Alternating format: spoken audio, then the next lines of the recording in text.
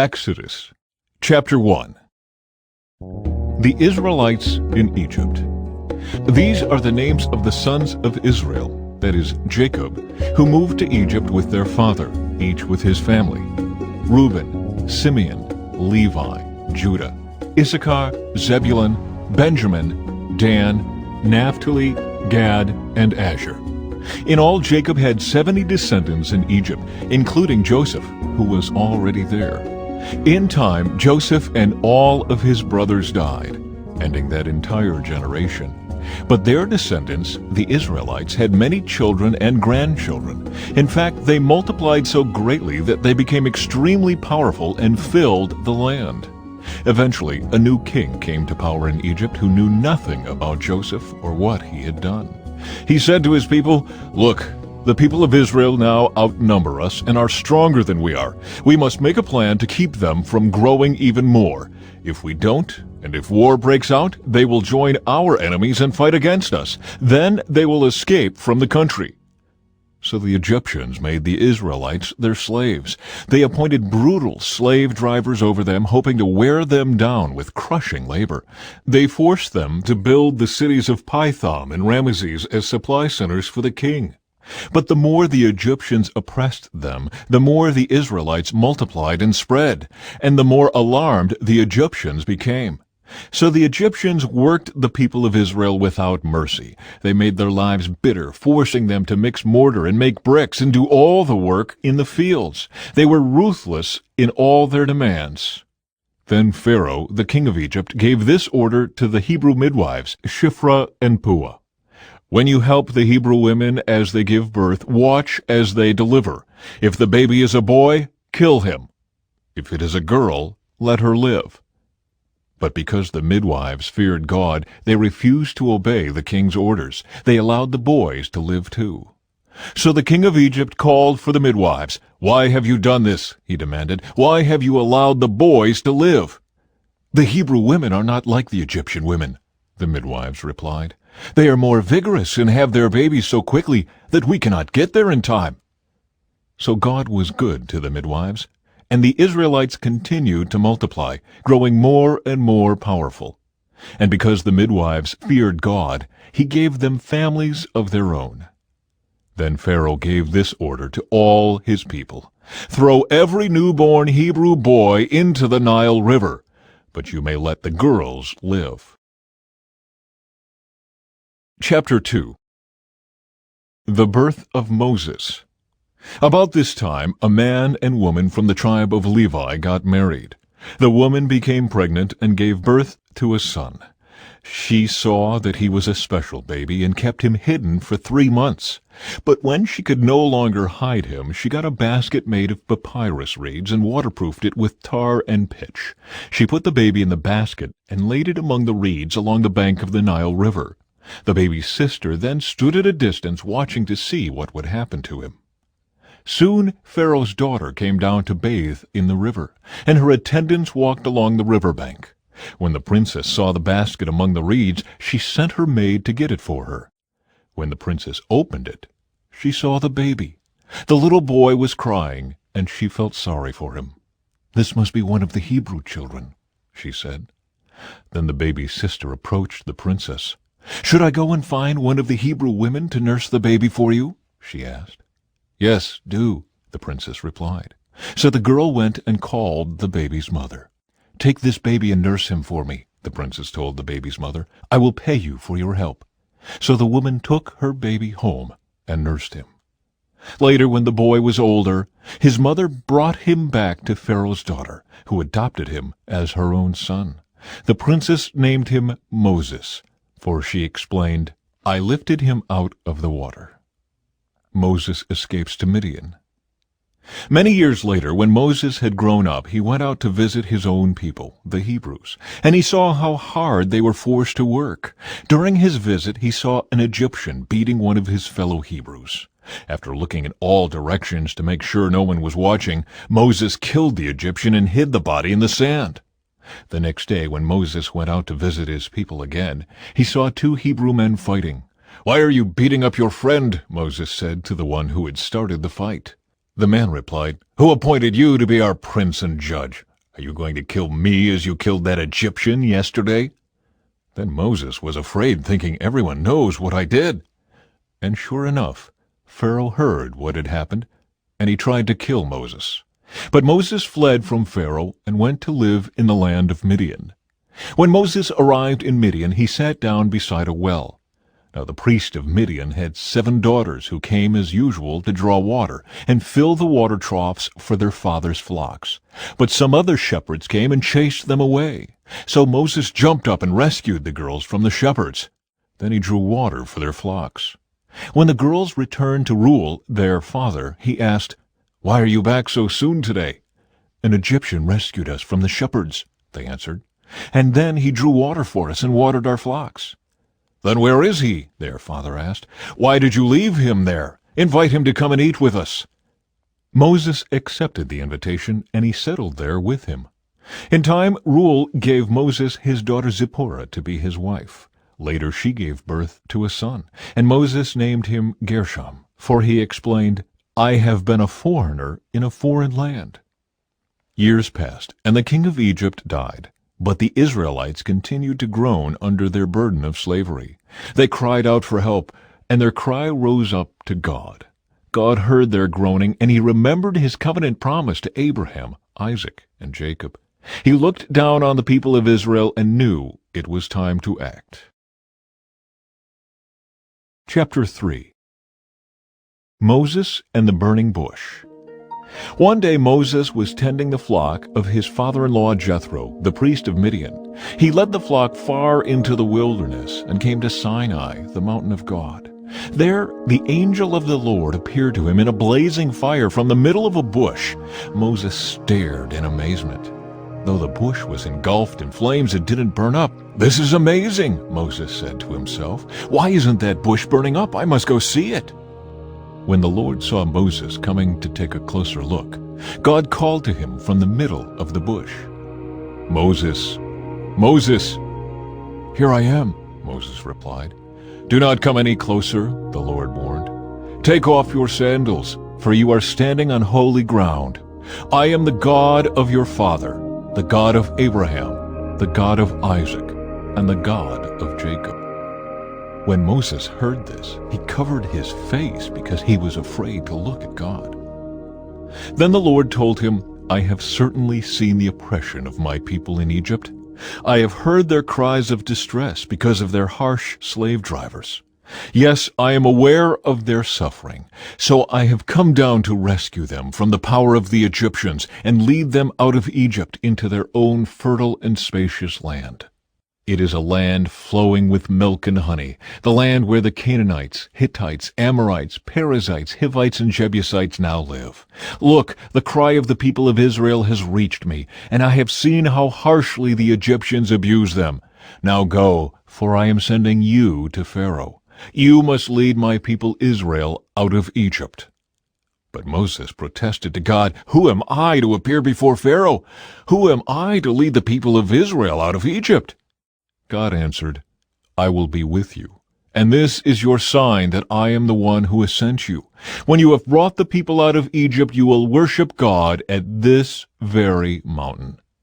But Moses protested, "If I go to the people of Israel and tell them, 'The God of your ancestors has sent me to you,' they will ask me, 'What is his name?' Then what should I tell them?" God replied to Moses, "I am who I am. Say this to the people of Israel, 'I am has sent me to you.'" God also said to Moses, "Say this to the people of Israel, 'Yahweh, the God of your ancestors, the God of Abraham, the God of Isaac, and the God of Jacob, has sent me to you.' This is my eternal name, my name to remember for all generations. Now go and call together all the elders of Israel. Tell them, 'The Lord, the God of your ancestors, the God of Abraham, Isaac, and Jacob, has appeared to me. He told me, I have been watching closely, and I see how the Egyptians are treating you. I have promised to rescue you from your oppression in Egypt. I will lead you to a land flowing with milk and honey, the land where the Canaanites, Hittites, Amorites, Perizzites, Hivites, and Jebusites now live. The elders of Israel will accept your message. Then you and the elders must go to the king of Egypt and tell him, 'The Lord, the God of the Hebrews, has met with us. So please let us take a 3-day journey into the wilderness to offer sacrifices to the Lord our God.' But I know that the king of Egypt will not let you go unless a mighty hand forces him. So I will raise my hand and strike the Egyptians, performing all kinds of miracles among them. Then at last he will let you go, and I will cause the Egyptians to look favorably on you. They will give you gifts when you go, so you will not leave empty-handed. Every Israelite woman will ask for articles of silver and gold and fine clothing from her Egyptian neighbors and from the foreign women in their houses. You will dress your sons and daughters with these, stripping the Egyptians of their wealth." Chapter 4. Signs of the Lord's Power. But Moses protested again. "What if they won't believe me or listen to me? What if they say, 'The Lord never appeared to you'?" Then the Lord asked him, "What is that in your hand?" "A shepherd's staff," Moses replied. "Throw it down on the ground," the Lord told him.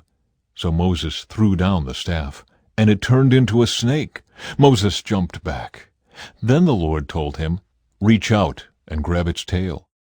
So Moses reached out and grabbed it, and it turned back into a shepherd's staff in his hand. "Perform this sign," the Lord told him. "Then they will believe that the Lord, the God of their ancestors, the God of Abraham, the God of Isaac, and the God of Jacob, really has appeared to you." Then the Lord said to Moses, "Now put your hand inside your cloak." So Moses put his hand inside his cloak, and when he took it out again, his hand was white as snow with a severe skin disease. "Now put your hand back into your cloak," the Lord said. So Moses put his hand back in, and when he took it out again, it was as healthy as the rest of his body. The Lord said to Moses, "If they do not believe you and are not convinced by the first miraculous sign, they will be convinced by the second sign. And if they don't believe you or listen to you even after these 2 signs, then take some water from the Nile River and pour it out on the dry ground. When you do, the water from the Nile will turn to blood on the ground." But Moses pleaded with the Lord, "Oh Lord, I'm not very good with words. I never have been, and I'm not now, even though you have spoken to me. I get tongue-tied and my words get tangled." Then the Lord asked Moses, "Who makes a person's mouth? Who decides whether people speak or do not speak, hear or do not hear, see or do not see? Is it not I, the Lord? Now go. I will be with you as you speak, and I will instruct you in what to say." But Moses again pleaded, "Lord, please send anyone else." Then the Lord became angry with Moses. "All right," he said. "What about your brother Aaron the Levite? I know he speaks well, and look, he is on his way to meet you now. He will be delighted to see you. Talk to him, and put the words in his mouth. I will be with both of you as you speak, and I will instruct you both in what to do. Aaron will be your spokesman to the people. He will be your mouthpiece, and you will stand in the place of God for him, telling him what to say. And take your shepherd's staff with you and use it to perform the miraculous signs I have shown you." Moses returns to Egypt. So Moses went back home to Jethro, his father-in-law. "Please let me return to my relatives in Egypt," Moses said. "I don't even know if they are still alive." "Go in peace," Jethro replied. Before Moses left Midian, the Lord said to him, "Return to Egypt, for all those who wanted to kill you have died." So Moses took his wife and sons, put them on a donkey, and headed back to the land of Egypt. In his hand he carried the staff of God. And the Lord told Moses, "When you arrive back in Egypt, go to Pharaoh and perform all the miracles I have empowered you to do. But I will harden his heart, so he will refuse to let the people go. Then you will tell him, 'This is what the Lord says. Israel is my firstborn son. I commanded you, let my son go so he can worship me. But since you have refused, I will now kill your firstborn son.'" On the way to Egypt, at a place where Moses and his family had stopped for the night, the Lord confronted him and was about to kill him. But Moses' wife Zipporah took a flint knife and circumcised her son. She touched his feet with the foreskin and said, Now you are a bridegroom of blood to me." When she said a bridegroom of blood, she was referring to the circumcision. After that, the Lord left him alone. Now the Lord had said to Aaron, "Go out into the wilderness to meet Moses." So Aaron went and met Moses at the mountain of God, and he embraced him. Moses then told Aaron everything the Lord had commanded him to say, and he told him about the miraculous signs the Lord had commanded him to perform. Then Moses and Aaron returned to Egypt and called all the elders of Israel together. Aaron told them everything the Lord had told Moses, and Moses performed the miraculous signs as they watched. Then the people of Israel were convinced that the Lord had sent Moses and Aaron. When they heard that the Lord was concerned about them and had seen their misery, they bowed down and worshipped. Chapter 5. Moses and Aaron speak to Pharaoh. After this presentation to Israel's leaders, Moses and Aaron went and spoke to Pharaoh. They told him, "This is what the Lord, the God of Israel, says. Let my people go, so they may hold a festival in my honor in the wilderness." "Is that so?" retorted Pharaoh. "And who is the Lord? Why should I listen to him and let Israel go? I don't know the Lord, and I will not let Israel go." But Aaron and Moses persisted. "The God of the Hebrews has met with us," they declared. "So let us take a 3-day journey into the wilderness so we can offer sacrifices to the Lord our God. If we don't, he will kill us with a plague or with the sword." Pharaoh replied, "Moses and Aaron, why are you distracting the people from their tasks? Get back to work. Look, there are many of your people in the land, and you are stopping them from their work." Making bricks without straw. That same day, Pharaoh sent this order to the Egyptian slave drivers and the Israelite foremen: "Do not supply any more straw for making bricks. Make the people get it themselves, but still require them to make the same number of bricks as before. Don't reduce the quota. They are lazy. That's why they are crying out, 'Let us go and offer sacrifices to our God.' Load them down with more work. Make them sweat. That will teach them to listen to lies." So the slave drivers and foremen went out and told the people, "This is what Pharaoh says. I will not provide any more straw for you. Go and get it yourselves. Find it wherever you can, but you must produce just as many bricks as before." So the people scattered throughout the land of Egypt in search of stubble to use as straw. Meanwhile, the Egyptian slave drivers continued to push hard. "Meet your daily quota of bricks, just as you did when we provided you with straw," they demanded. Then they whipped the Israelite foreman they had put in charge of the work crews. "Why haven't you met your quotas either yesterday or today?" they demanded. So the Israelite foreman went to Pharaoh and pleaded with him. "Please don't treat your servants like this," they begged. "We are given no straw, but the slave drivers still demand, 'Make bricks.' We are being beaten, but it isn't our fault. Your own people are to blame." But Pharaoh shouted, "You're just lazy, lazy. That's why you're saying, 'Let us go and offer sacrifices to the Lord.' Now get back to work. No straw will be given to you, but you must still produce the full quota of bricks." The Israelite foremen could see that they were in serious trouble when they were told, "You must not reduce the number of bricks you make each day." As they left Pharaoh's court, they confronted Moses and Aaron, who were waiting outside for them. The foreman said to them, "May the Lord judge and punish you for making us stink before Pharaoh and his officials. You have put a sword into their hands, an excuse to kill us." Then Moses went back to the Lord and protested, "Why have you brought all this trouble on your own people, Lord? Why did you send me? Ever since I came to Pharaoh as your spokesman, he has been even more brutal to your people, and you have done nothing to rescue them." Chapter 6. Promises of deliverance. Then the Lord told Moses, "Now you will see what I will do to Pharaoh. When he feels the force of my strong hand, he will let the people go.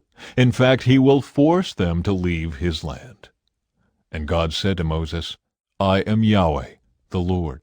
I appeared to Abraham, to Isaac, and to Jacob as El Shaddai, God Almighty, but I did not reveal my name, Yahweh, to them. And I reaffirmed my covenant with them. Under its terms I promised to give them the land of Canaan, where they were living as foreigners. You can be sure that I have heard the groans of the people of Israel, who are now slaves to the Egyptians, and I am well aware of my covenant with them. Therefore say to the people of Israel, I am the Lord. I will free you from your oppression and will rescue you from your slavery in Egypt. I will redeem you with a powerful arm and great acts of judgment. I will claim you as my own people, and I will be your God. Then you will know that I am the Lord your God, who has freed you from your oppression in Egypt. I will bring you into the land I swore to give to Abraham, Isaac, and Jacob. I will give it to you as your very own possession. I am the Lord. So Moses told the people of Israel what the Lord had said, but they refused to listen any more. They had become too discouraged by the brutality of their slavery. Then the Lord said to Moses, Go back to Pharaoh, the king of Egypt, and tell him to let the people of Israel leave his country. But Lord, Moses objected, my own people won't listen to me anymore. How can I expect Pharaoh to listen? I'm such a clumsy speaker. But the Lord spoke to Moses and Aaron and gave them orders for the Israelites and for Pharaoh, the king of Egypt. The Lord commanded Moses and Aaron to lead the people of Israel out of Egypt. The ancestors of Moses and Aaron. These are the ancestors of some of the clans of Israel. The sons of Reuben, Israel's oldest son, were Hanok, Palu, Hezron, and Carmi. Their descendants became the clans of Reuben. The sons of Simeon were Jemuel, Jamin, Ohad, Jachin, Zohar, and Shaul. Shaul's mother was a Canaanite woman. Their descendants became the clans of Simeon. These are the descendants of Levi, as listed in their family records. The sons of Levi were Gershon, Kohath, and Merari. Levi lived to be 137 years old. The descendants of Gershon included Libni and Shimei, each of whom became the ancestor of a clan. The descendants of Kohath included Amram, Izhar, Hebron, and Uzziel. Kohath lived to be 133 years old.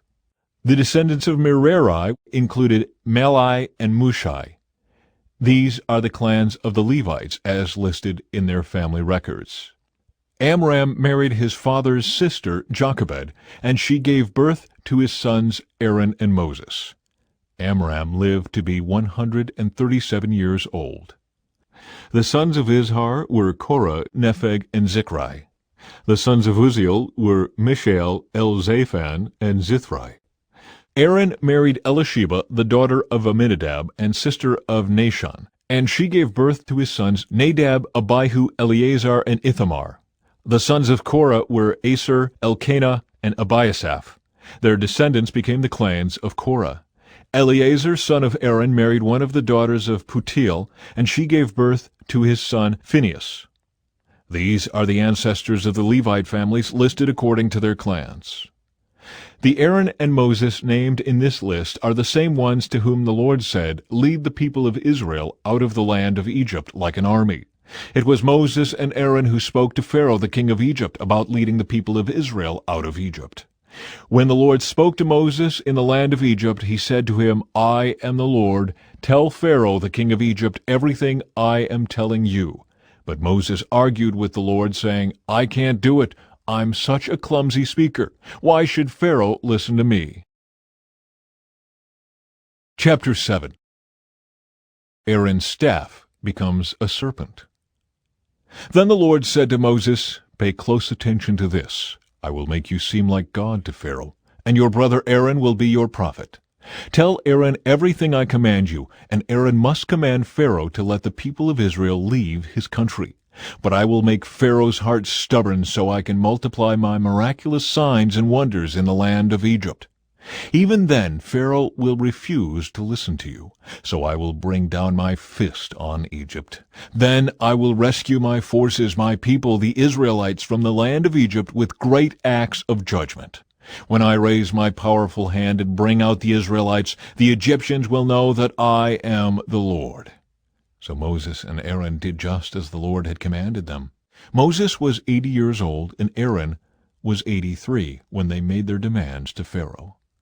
Then the Lord said to Moses and Aaron, Pharaoh will demand, Show me a miracle. When he does this, say to Aaron, 'Take your staff and throw it down in front of Pharaoh, and it will become a serpent.' So Moses and Aaron went to Pharaoh and did what the Lord had commanded them. Aaron threw down his staff before Pharaoh and his officials, and it became a serpent. Then Pharaoh called in his own wise men and sorcerers, and these Egyptian magicians did the same thing with their magic. They threw down their staffs, which also became serpents. But then Aaron's staff swallowed up their staffs. Pharaoh's heart, however, remained hard. He still refused to listen, just as the Lord had predicted. A plague of blood. Then the Lord said to Moses, "Pharaoh's heart is stubborn, and he still refuses to let the people go. So go to Pharaoh in the morning as he goes down to the river. Stand on the bank of the Nile and meet him there. Be sure to take along the staff that turned into a snake. Then announce to him, 'The Lord, the God of the Hebrews, has sent me to tell you, let my people go, so they can worship me in the wilderness. Until now you have refused to listen to him. So this is what the Lord says. I will show you that I am the Lord. Look, I will strike the water of the Nile with this staff in my hand, and the river will turn to blood. The fish in it will die, and the river will stink. The Egyptians will not be able to drink any water from the Nile.' Then the Lord said to Moses, 'Tell Aaron, take your staff and raise your hand over the waters of Egypt, all its rivers, canals, ponds, and all the reservoirs. Turn all the water to blood. Everywhere in Egypt the water will turn to blood, even the water stored in wooden bowls and stone pots.' So Moses and Aaron did just as the Lord commanded them. As Pharaoh and all of his officials watched, Aaron raised his staff and struck the water of the Nile. Suddenly the whole river turned to blood.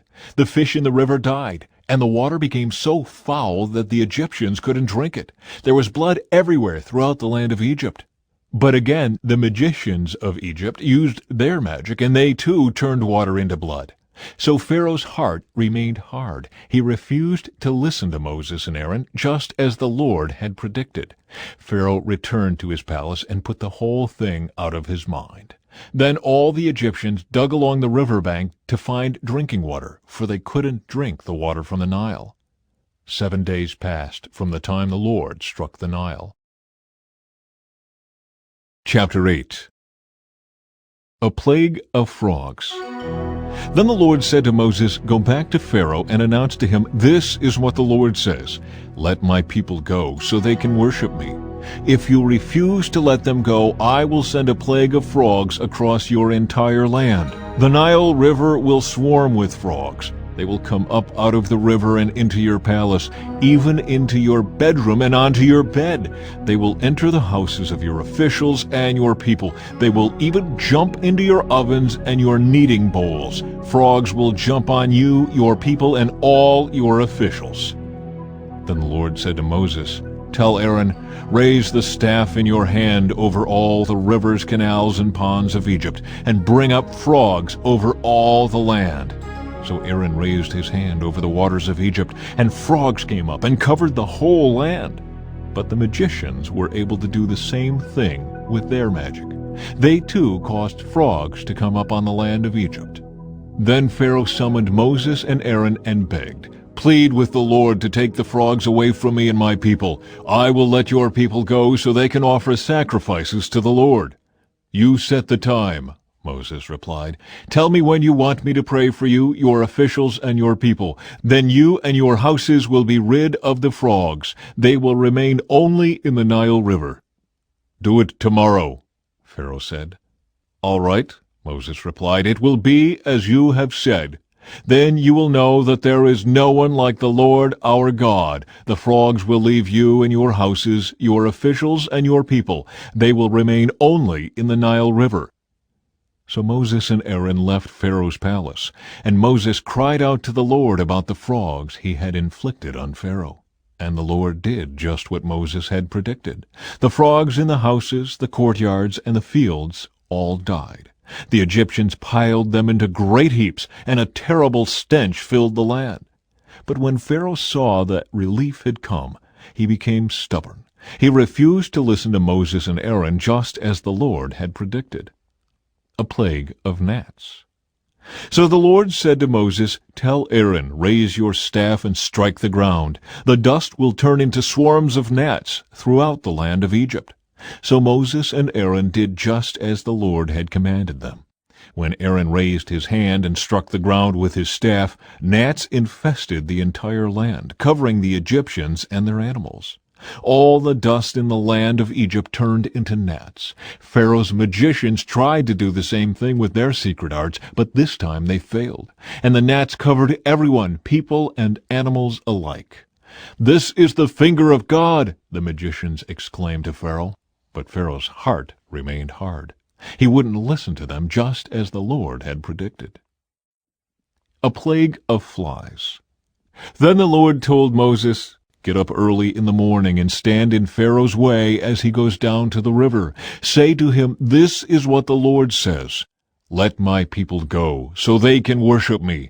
If you refuse, then I will send swarms of flies on you, your officials, your people, and all the houses.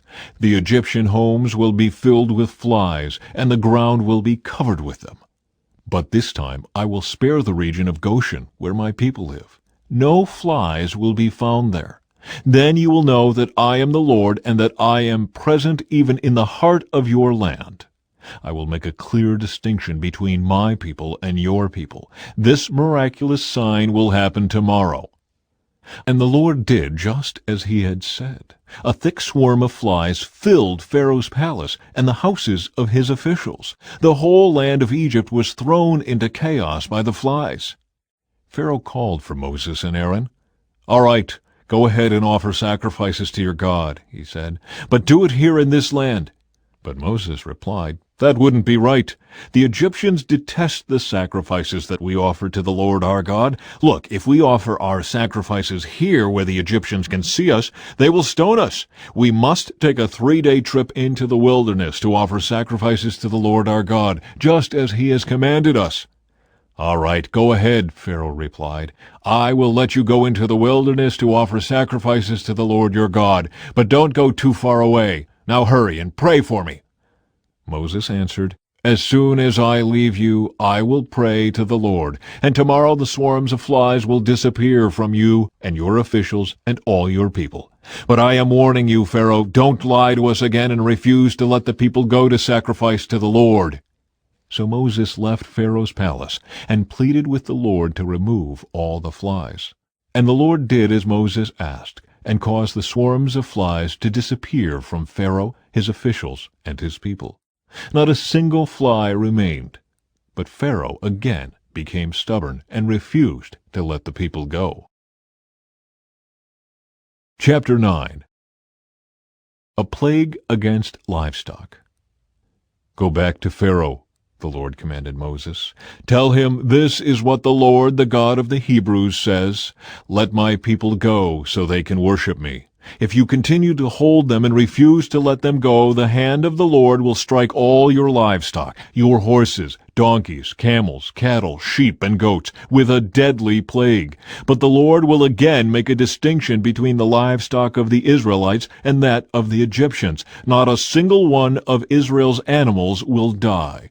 The Lord has already set the time for the plague to begin. He has declared that he will strike the land tomorrow."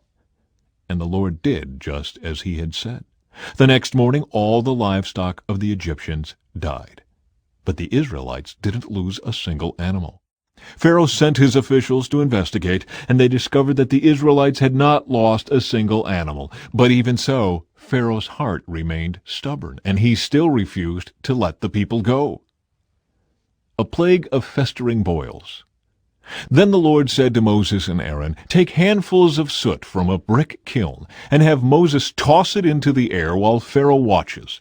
The ashes will spread like fine dust over the whole land of Egypt, causing festering boils to break out on people and animals throughout the land." So they took soot from a brick kiln and went and stood before Pharaoh.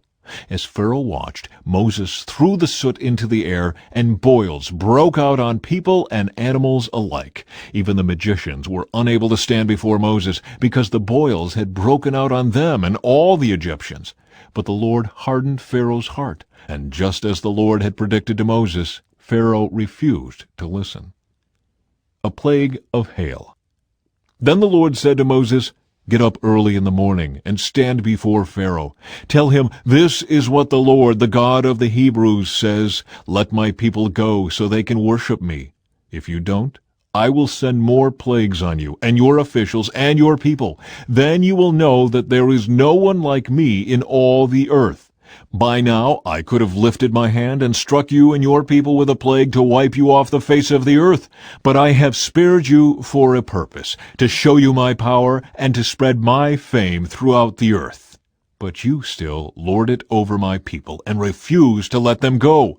So tomorrow at this time I will send a hailstorm more devastating than any in all the history of Egypt. Quick, order your livestock and servants to come in from the fields to find shelter. Any person or animal left outside will die when the hail falls." Some of Pharaoh's officials were afraid because of what the Lord had said.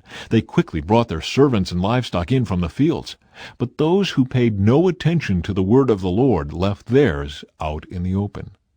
Then the Lord said to Moses, "Lift your hand toward the sky, so hail may fall on the people, the livestock, and all the plants throughout the land of Egypt." So Moses lifted his staff toward the sky, and the Lord sent thunder and hail, and lightning flashed toward the earth. The Lord sent a tremendous hailstorm against all the land of Egypt. Never in all the history of Egypt had there been a storm like that, with such devastating hail and continuous lightning. It left all of Egypt in ruins. The hail struck down everything in the open field, people, animals, and plants alike. Even the trees were destroyed. The only place without hail was the region of Goshen where the people of Israel lived. Then Pharaoh quickly summoned Moses and Aaron. "This time I have sinned," he confessed. "The Lord is the righteous one, and my people and I are wrong. Please beg the Lord to end this terrifying thunder and hail. We've had enough. I will let you go. You don't need to stay any longer." "All right," Moses replied. "As soon as I leave the city, I will lift my hands and pray to the Lord. Then the thunder and hail will stop, and you will know that the earth belongs to the Lord. But I know that you and your officials still do not fear the Lord God." All the flax and barley were ruined by the hail, because the barley had formed heads and the flax was budding. But the wheat and the emmer wheat were spared, because they had not yet sprouted from the ground. So Moses left Pharaoh's court and went out of the city. When he lifted his hands to the Lord, the thunder and hail stopped, and the downpour ceased. But when Pharaoh saw that the rain, hail, and thunder had stopped, he and his officials sinned again, and Pharaoh again became stubborn. Because his heart was hard, Pharaoh refused to let the people leave, just as the Lord had predicted through Moses. Chapter 10. A plague of locusts. Then the Lord said to Moses, "Return to Pharaoh and make your demands again. I have made him and his officials stubborn, so I can display my miraculous signs among them. I've also done it so you can tell your children and grandchildren about how I made a mockery of the Egyptians, and about the signs I displayed among them, and so you will know that I am the Lord." So Moses and Aaron went to Pharaoh and said, "This is what the Lord, the God of the Hebrews, says. How long will you refuse to submit to me? Let my people go so they can worship me. If you refuse, watch out, for tomorrow I will bring a swarm of locusts on your country.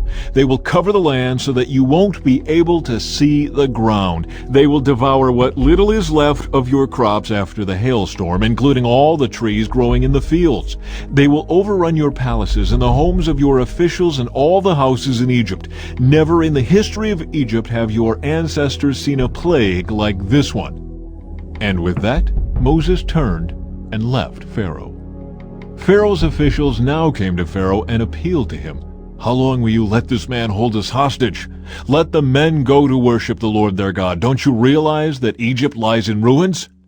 So Moses and Aaron were brought back to Pharaoh. "All right," he told them, "go and worship the Lord your God. But who exactly will be going with you?" Moses replied, "We will all go, young and old, our sons and daughters, and our flocks and herds. We must all join together in celebrating a festival to the Lord." Pharaoh retorted, "The Lord will certainly need to be with you if I let you take your little ones. I can see through your evil plan. Never, only the men may go and worship the Lord, since that is what you requested." And Pharaoh threw them out of the palace. Then the Lord said to Moses, "Raise your hand over the land of Egypt to bring on the locusts. Let them cover the land and devour every plant that survived the hailstorm." So Moses raised his staff over Egypt, and the Lord caused an east wind to blow over the land all that day and through the night. When morning arrived, the east wind had brought the locusts. And the locusts swarmed over the whole land of Egypt, settling in dense swarms from one end of the country to the other. It was the worst locust plague in Egyptian history, and there has never been another one like it. For the locusts covered the whole country and darkened the land. They devoured every plant in the fields and all the fruit on the trees that had survived the hailstorm. Not a single leaf was left on the trees and plants throughout the land of Egypt. Pharaoh quickly summoned Moses and Aaron. "I have sinned against the Lord your God and against you," he confessed. "Forgive my sin just this once and plead with the Lord your God to take away this death from me." So Moses left Pharaoh's court and pleaded with the Lord. The Lord responded by shifting the wind, and the strong west wind blew the locusts into the Red Sea. Not a single locust remained in all the land of Egypt, but the Lord hardened Pharaoh's heart again. So he refused to let the people go. A plague of darkness. Then the Lord said to Moses, "Lift your hand toward heaven, and the land of Egypt will be covered with a darkness so thick you can feel it." So Moses lifted his hand to the sky, and a deep darkness covered the entire land of Egypt for 3 days. During all that time the people could not see each other, and no one moved. But there was light as usual where the people of Israel lived. Finally, Pharaoh called for Moses. "Go and worship the Lord," he said, "but leave your flocks and herds here. You may even take your little ones with you." "No," Moses said, "you must provide us with animals for sacrifices and burnt offerings to the Lord our God. All our livestock must go with us too. Not a hoof can be left behind. We must choose our sacrifices for the Lord our God from among these animals, and we won't know how we are to worship the Lord until we get there." But the Lord hardened Pharaoh's heart once more, and he would not let them go. "Get out of here," Pharaoh shouted at Moses. "I'm warning you, never come back to see me again. The day you see my face, you will die." "Very well," Moses replied. "I will never see your face again." Chapter 11. Death for Egypt's firstborn. Then the Lord said to Moses, "I will strike Pharaoh and the land of Egypt with one more blow. After that, Pharaoh will let you leave this country. In fact, he will be so eager to get rid of you that he will force you all to leave. Tell all the Israelite men and women to ask their Egyptian neighbors for articles of silver and gold." Now the Lord had caused the Egyptians to look favorably on the people of Israel, and Moses was considered a very great man in the land of Egypt, respected by Pharaoh's officials and the Egyptian people alike. Moses had announced to Pharaoh, "This is what the Lord says. At midnight tonight I will pass through the heart of Egypt. All the firstborn sons will die in every family in Egypt, from the oldest son of Pharaoh who sits on his throne to the oldest son of his lowliest servant girl who grinds the flour. Even the firstborn of all the livestock will die. Then a loud wail will rise throughout the land of Egypt, a wail like no one has heard before or will ever hear again.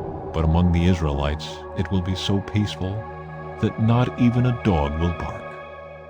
Then you will know that the Lord makes a distinction between the Egyptians and the Israelites.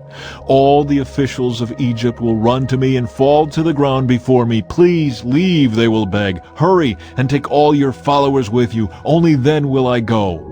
Then, burning with anger, Moses left Pharaoh. Now the Lord had told Moses earlier, "Pharaoh will not listen to you, but then I will do even more mighty miracles in the land of Egypt." Moses and Aaron performed these miracles in Pharaoh's presence, but the Lord hardened Pharaoh's heart, and he wouldn't let the Israelites leave the country. Chapter 12. The First Passover. While the Israelites were still in the land of Egypt, the Lord gave the following instructions to Moses and Aaron.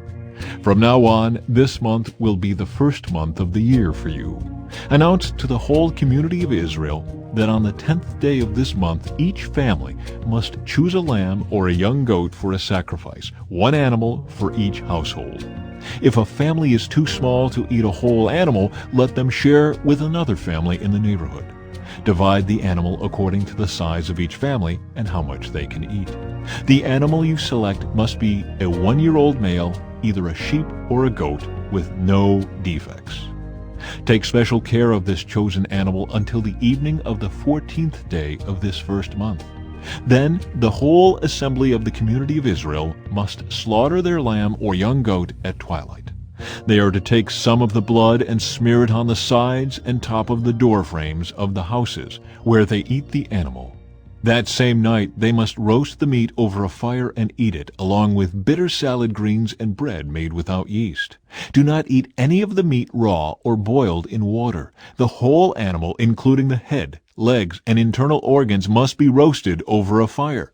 Do not leave any of it until the next morning. Burn whatever is not eaten before morning.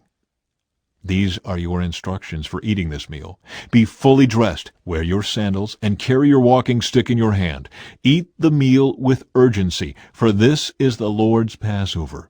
On that night I will pass through the land of Egypt and strike down every firstborn son and firstborn male animal in the land of Egypt. I will execute judgment against all the gods of Egypt, for I am the Lord. But the blood on your doorposts will serve as a sign marking the houses where you are staying. When I see the blood, I will pass over you. This plague of death will not touch you when I strike the land of Egypt. This is a day to remember. Each year, from generation to generation, you must celebrate it as a special festival to the Lord. This is a law for all time. For 7 days the bread you eat must be made without yeast. On the first day of the festival, remove every trace of yeast from your homes. Anyone who eats bread made with yeast during the 7 days of the festival will be cut off from the community of Israel. On the first day of the festival, and again on the 7th day, all the people must observe an official day for holy assembly. No work of any kind may be done on these days except in the preparation of food. Celebrate this festival of unleavened bread, for it will remind you that I brought your forces out of the land of Egypt on this very day. This festival will be a permanent law for you. Celebrate this day from generation to generation. The bread you eat must be made without yeast from the evening of the 14th day of the first month until the evening of the 21st day of that month. During those 7 days there must be no trace of yeast in your homes. Anyone who eats anything made with yeast during this week will be cut off from the community of Israel. These regulations apply both to the foreigners living among you and to the native-born Israelites. During those days you must not eat anything made with yeast. Wherever you live, eat only bread made without yeast. Then Moses called all the elders of Israel together and said to them, Go pick out a lamb or young goat for each of your families and slaughter the Passover animal. Drain the blood into a basin, then take a bundle of hyssop branches and dip it into the blood. Brush the hyssop across the top and sides of the door frames of your houses, and no one may go out through the door until morning. For the Lord will pass through the land to strike down the Egyptians. But when he sees the blood on the top and sides of the door frame, the Lord will pass over your home. He will not permit his death angel to enter your house and strike you down. Remember, these instructions are a permanent law that you and your descendants must observe forever. When you enter the land the Lord has promised to give you, you will continue to observe this ceremony. Then your children will ask, What does this ceremony mean? And you will reply, It is the Passover sacrifice to the Lord, for he passed over the houses of the Israelites in Egypt. And though he struck the Egyptians, he spared our families. When Moses had finished speaking, all the people bowed down to the ground and worshipped. So the people of Israel did just as the Lord had commanded through Moses and Aaron.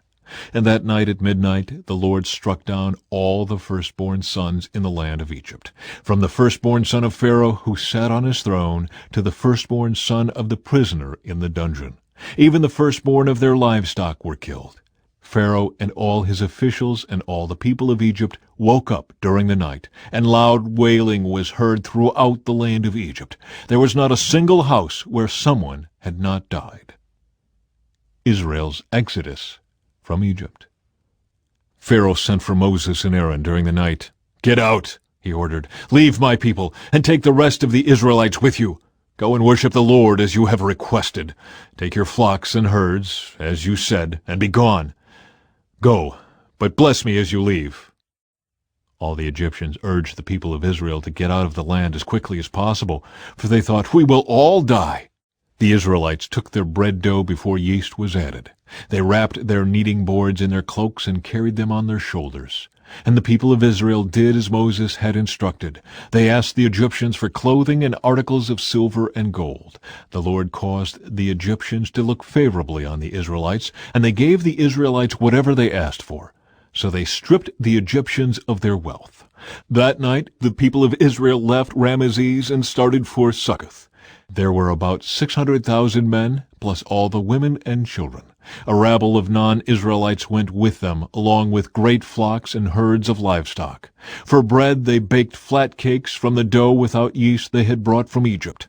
It was made without yeast because the people were driven out of Egypt in such a hurry that they had no time to prepare the bread or other food. The people of Israel had lived in Egypt for 430 years. In fact, it was on the last day of the 430th year that all the Lord's forces left the land. On this night, the Lord kept his promise to bring his people out of the land of Egypt. So this night belongs to him, and it must be commemorated every year by all the Israelites from generation to generation. Instructions for the Passover. Then the Lord said to Moses and Aaron, "These are the instructions for the festival of Passover. No outsiders are allowed to eat the Passover meal, but any slave who has been purchased may eat it if he has been circumcised.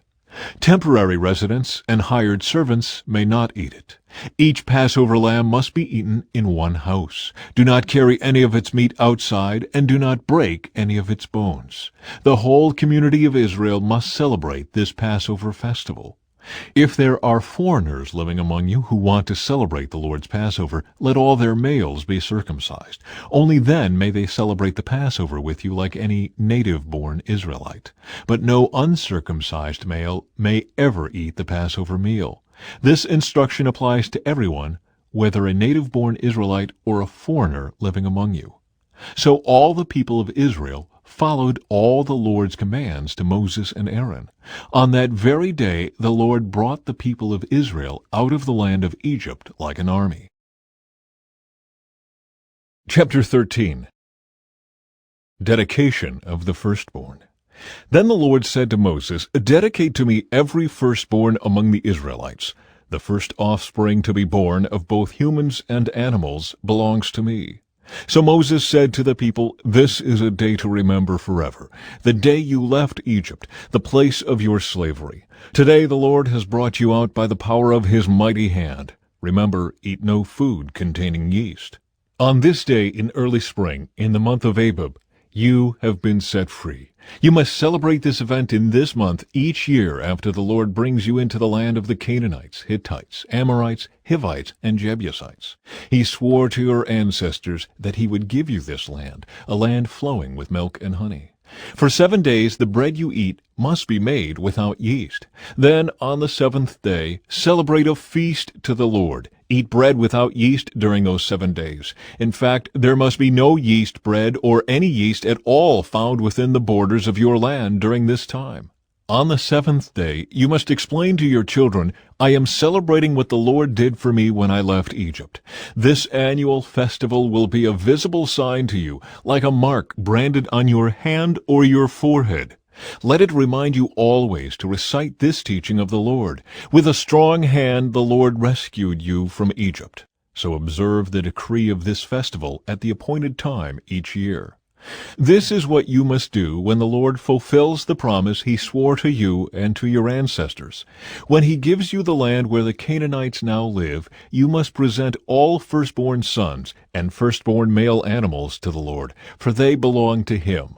A firstborn donkey may be bought back from the Lord by presenting a lamb or young goat in its place. But if you do not buy it back, you must break its neck. However, you must buy back every firstborn son. And in the future your children will ask you, "What does all this mean?" Then you will tell them, "With the power of his mighty hand, the Lord brought us out of Egypt, the place of our slavery.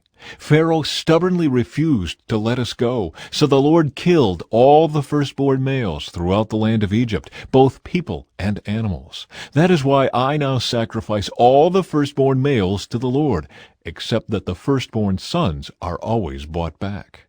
This ceremony will be like a mark branded on your hand or your forehead. It is a reminder that the power of the Lord's mighty hand brought us out of Egypt." Israel's wilderness detour.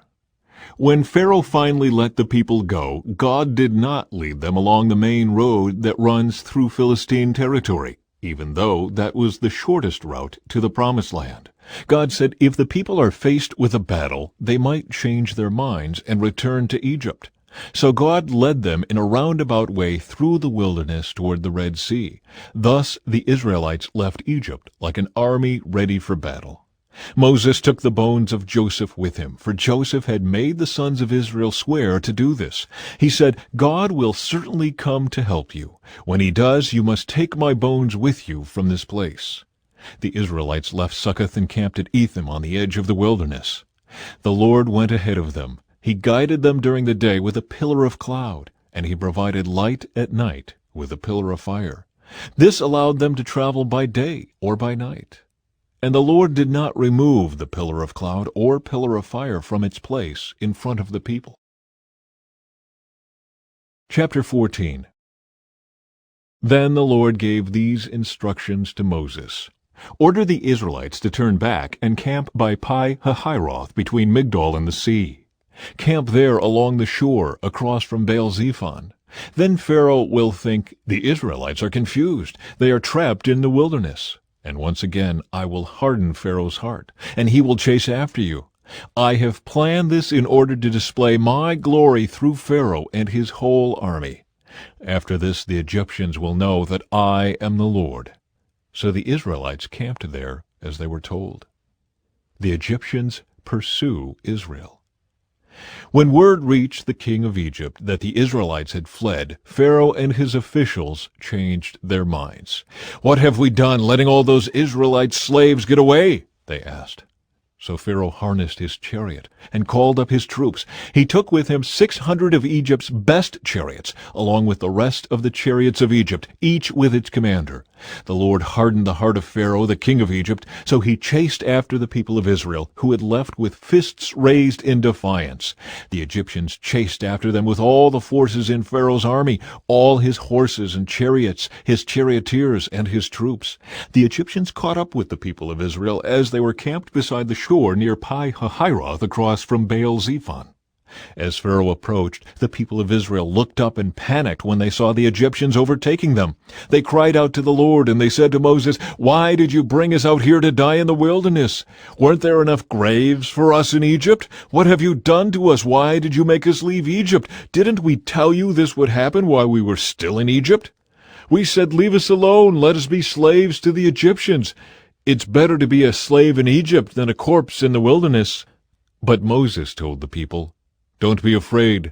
Just stand still and watch the Lord rescue you today.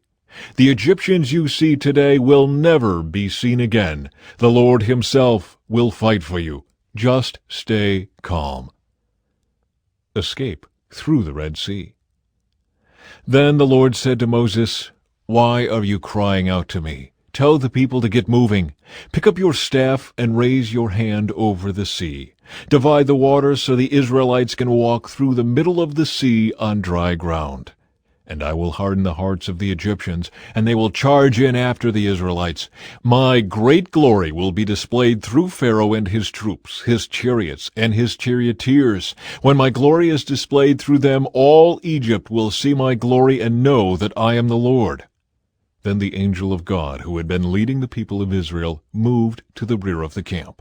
The pillar of cloud also moved from the front and stood behind them. The cloud settled between the Egyptian and Israelite camps. As darkness fell, the cloud turned to fire, lighting up the night. But the Egyptians and Israelites did not approach each other all night. Then Moses raised his hand over the sea, and the Lord opened up a path through the water with a strong east wind. The wind blew all that night, turning the seabed into dry land. So the people of Israel walked through the middle of the sea on dry ground with walls of water on each side. Then the Egyptians, all of Pharaoh's horses, chariots, and charioteers, chased them into the middle of the sea. But just before dawn, the Lord looked down on the Egyptian army from the pillar of fire and cloud, and he threw their forces into total confusion. He twisted their chariot wheels, making their chariots difficult to drive. "Let's get out of here, away from these Israelites," the Egyptians shouted. "The Lord is fighting for them against Egypt." When all the Israelites had reached the other side, the Lord said to Moses, "Raise your hand over the sea again. Then the waters will rush back and cover the Egyptians and their chariots and charioteers." So as the sun began to rise, Moses raised his hand over the sea, and the water rushed back into its usual place. The Egyptians tried to escape, but the Lord swept them into the sea. Then the waters returned and covered all the chariots and charioteers, the entire army of Pharaoh. Of all the Egyptians who had chased the Israelites into the sea, not a single one survived. But the people of Israel had walked through the middle of the sea on dry ground, as the water stood up like a wall on both sides. That is how the Lord rescued Israel from the hand of the Egyptians that day. And the Israelites saw the bodies of the Egyptians washed up on the seashore. When the people of Israel saw the mighty power that the Lord had unleashed against the Egyptians, they were filled with awe before him. They put their faith in the Lord and in his servant Moses.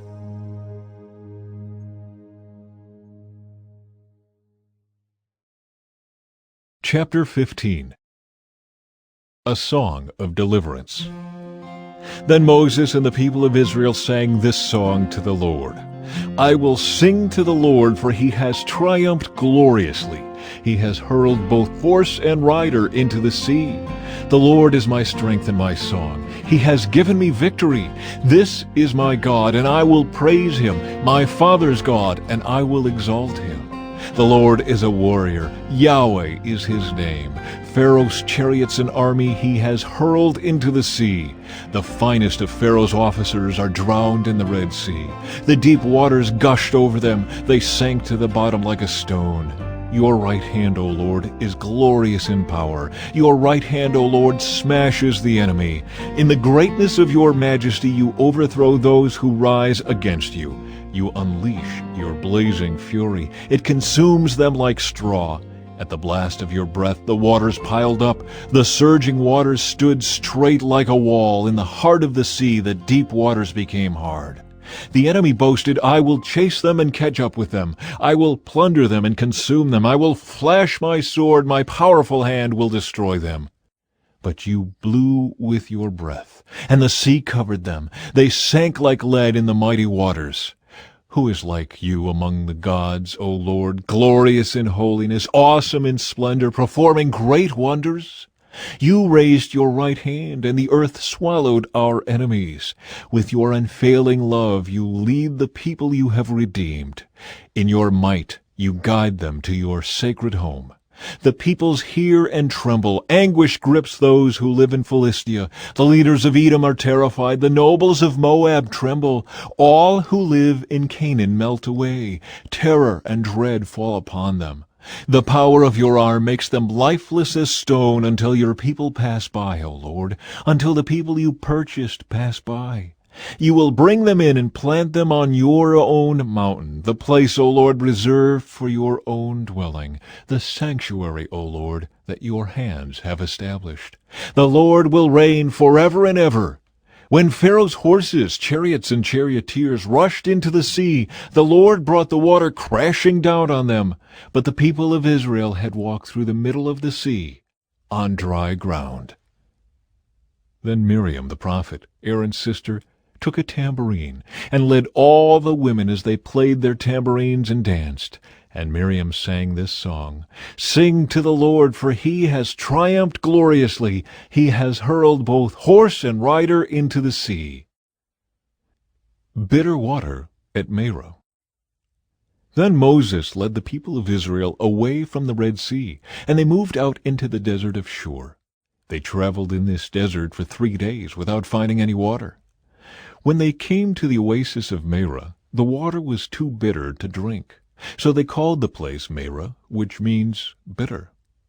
Then the people complained and turned against Moses. "What are we going to drink?" they demanded.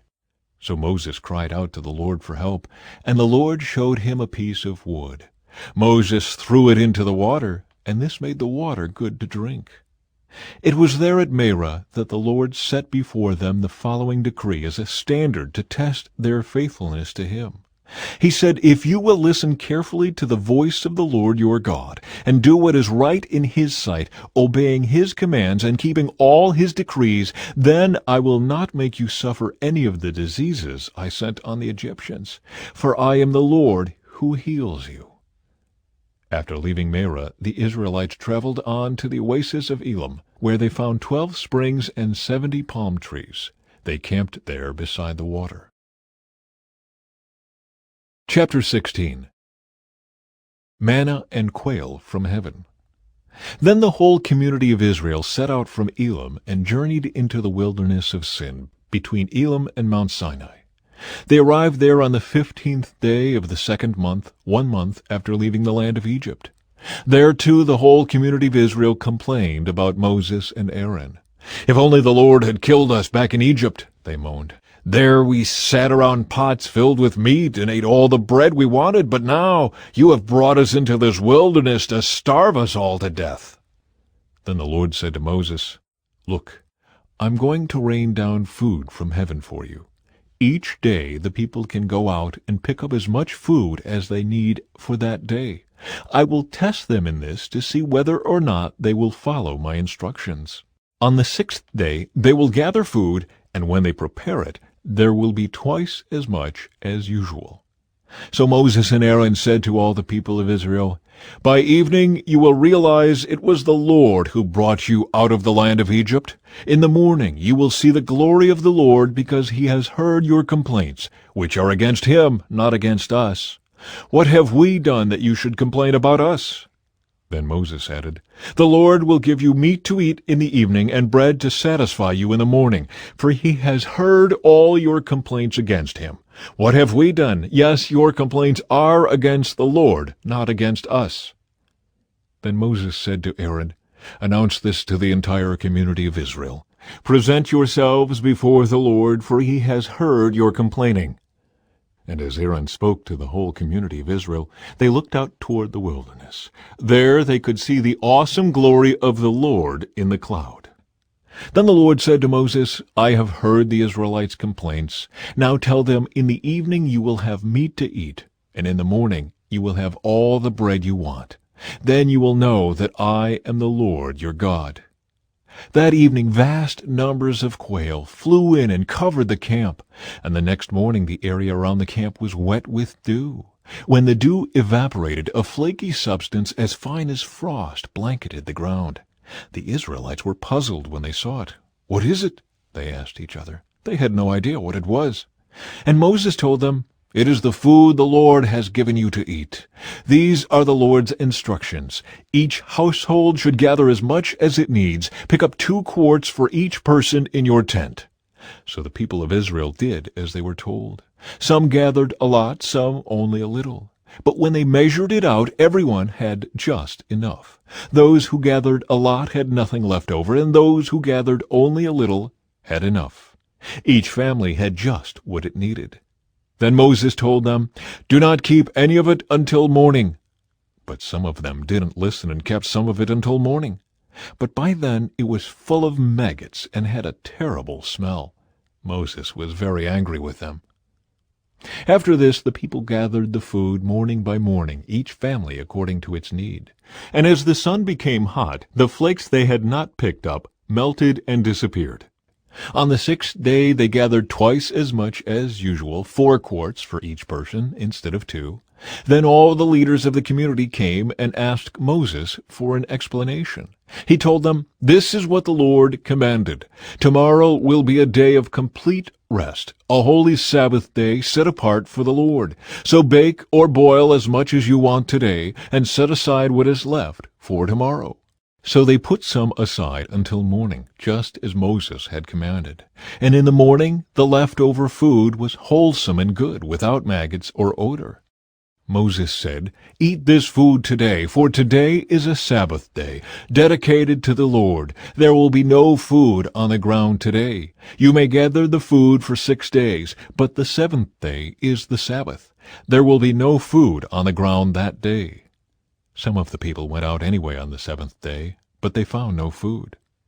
The Lord asked Moses, "How long will these people refuse to obey my commands and instructions?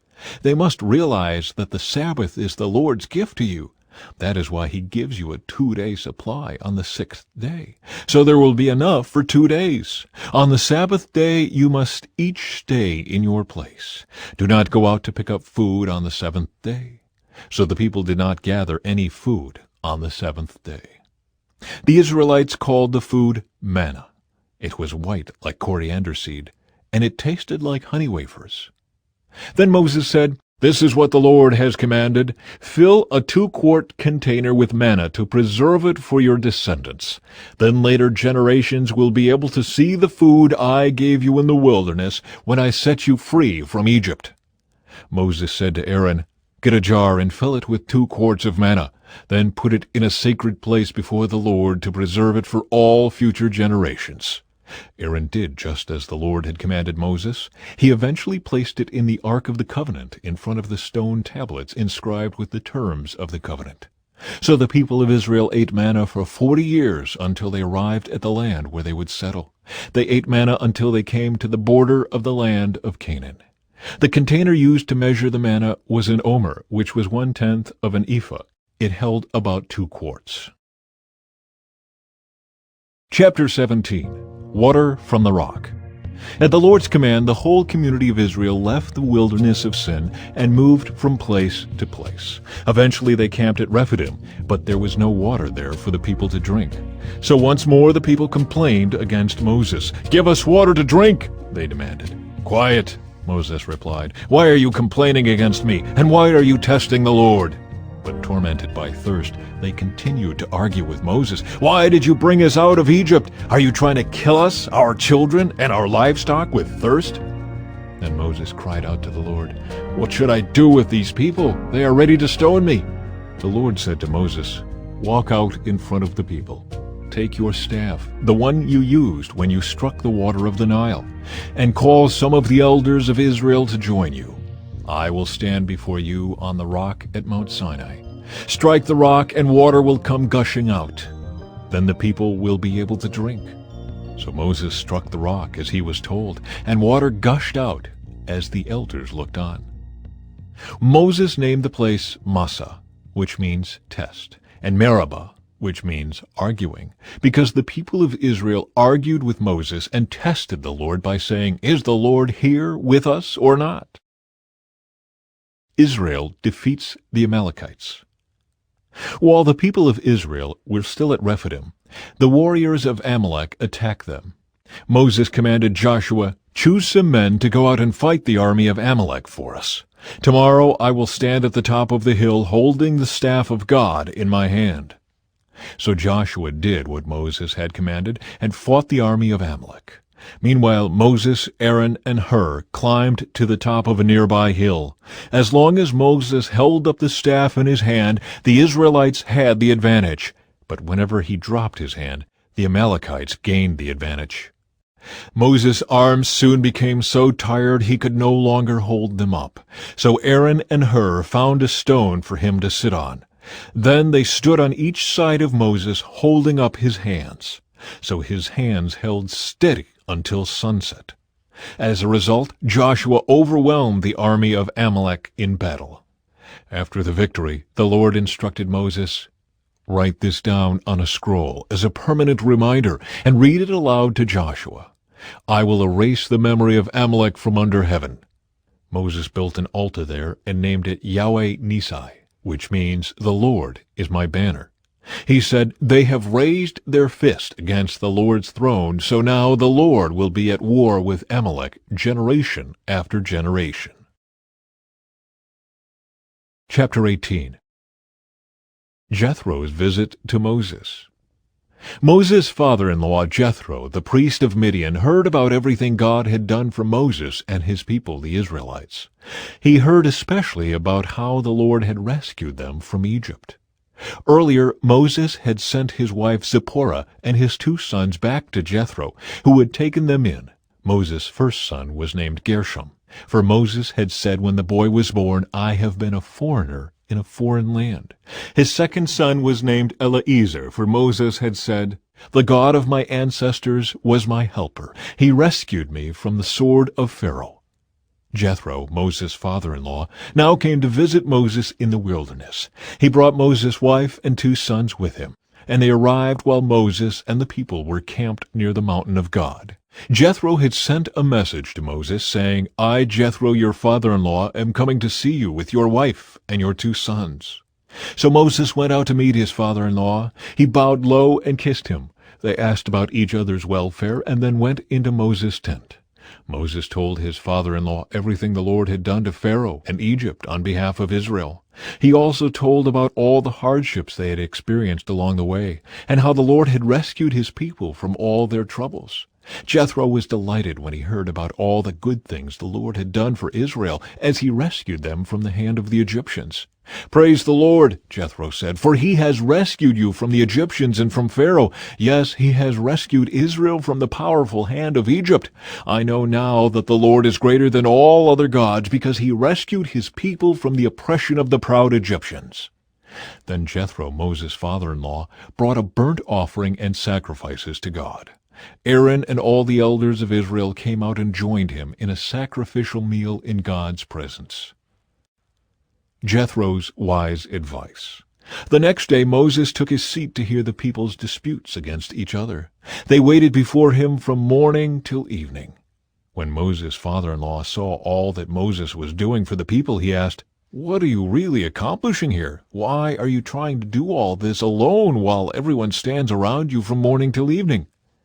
Moses replied, "Because the people come to me to get a ruling from God. When a dispute arises, they come to me, and I am the one who settles the case between the quarreling parties. I inform the people of God's decrees and give them his instructions." "This is not good," Moses' father-in-law exclaimed. "You're going to wear yourself out, and the people too. This job is too heavy a burden for you to handle all by yourself. Now listen to me, and let me give you a word of advice, and may God be with you. You should continue to be the people's representative before God, bringing their disputes to him. Teach them God's decrees and give them his instructions. Show them how to conduct their lives, but select from all the people some capable, honest men who fear God and hate bribes. Appoint them as leaders over groups of 1,000, 100, 50, and 10. They should always be available to solve the people's common disputes, but have them bring the major cases to you. Let the leaders decide the smaller matters themselves. They will help you carry the load, making the task easier for you. If you follow this advice, and if God commands you to do so, then you will be able to endure the pressures, and all these people will go home in peace." Moses listened to his father-in-law's advice and followed his suggestions. He chose capable men from all over Israel and appointed them as leaders over the people. He put them in charge of groups of 1,000, 100, 50, and 10. These men were always available to solve the people's common disputes. They brought the major cases to Moses, but they took care of the smaller matters themselves. Soon after this, Moses said goodbye to his father-in-law, who returned to his own land. Chapter 19. The Lord reveals himself at Sinai. Exactly 2 months after the Israelites left Egypt, they arrived in the wilderness of Sinai. After breaking camp at Rephidim, they came to the wilderness of Sinai and set up camp there at the base of Mount Sinai. Then Moses climbed the mountain to appear before God.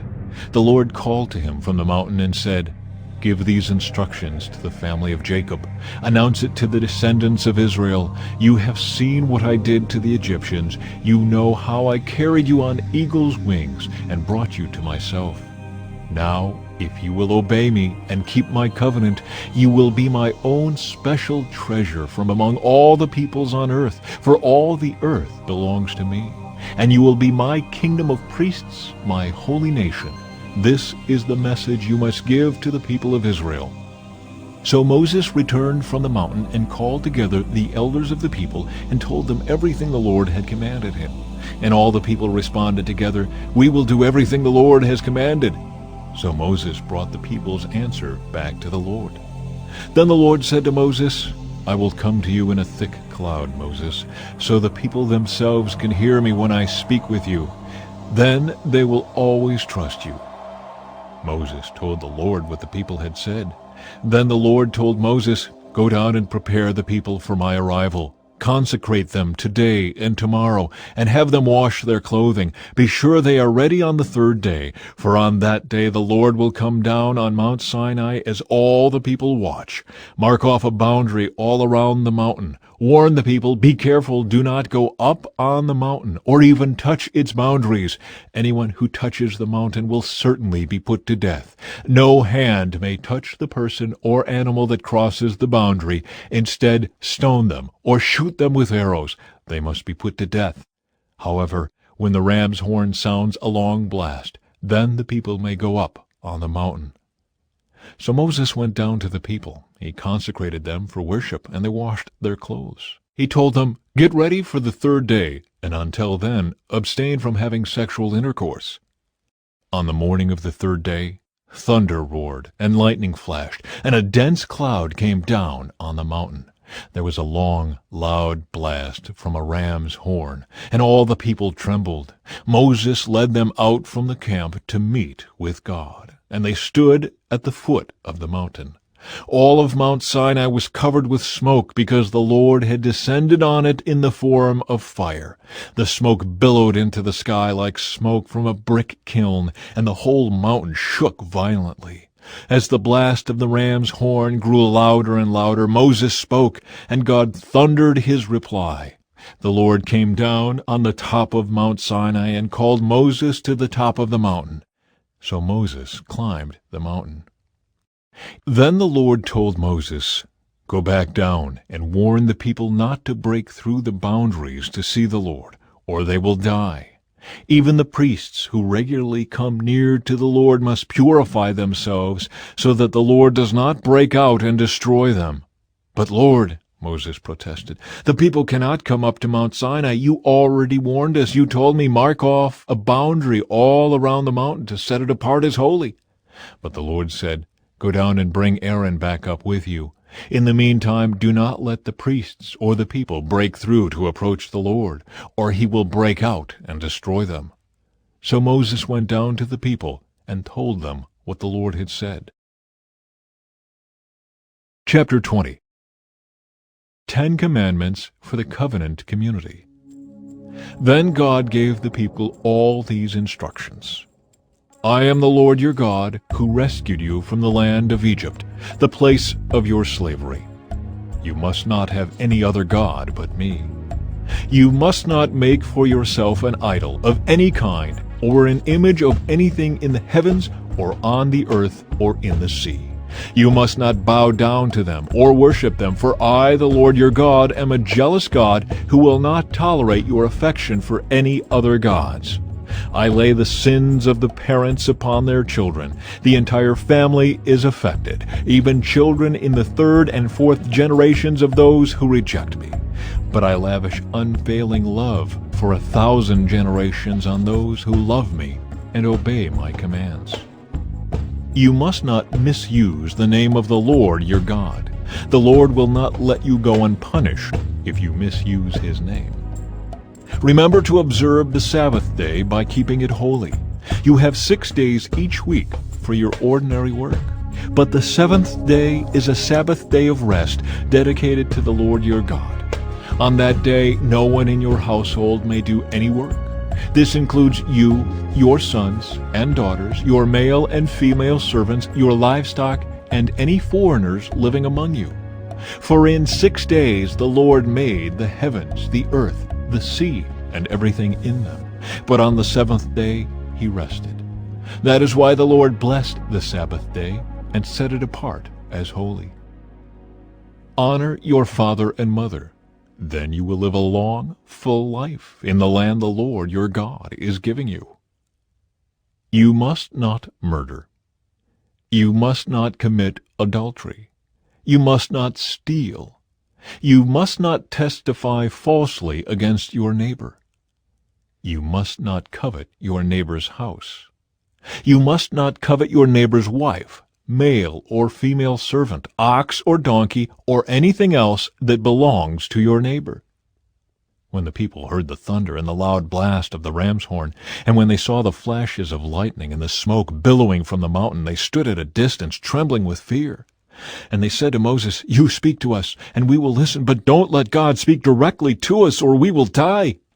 "Don't be afraid," Moses answered them, "for God has come in this way to test you, and so that your fear of him will keep you from sinning." As the people stood in the distance, Moses approached the dark cloud where God was.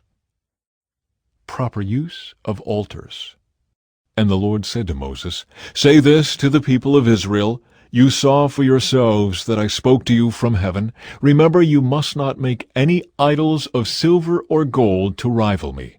Build for me an altar made of earth, and offer your sacrifices to me, your burnt offerings and peace offerings, your sheep and goats, and your cattle.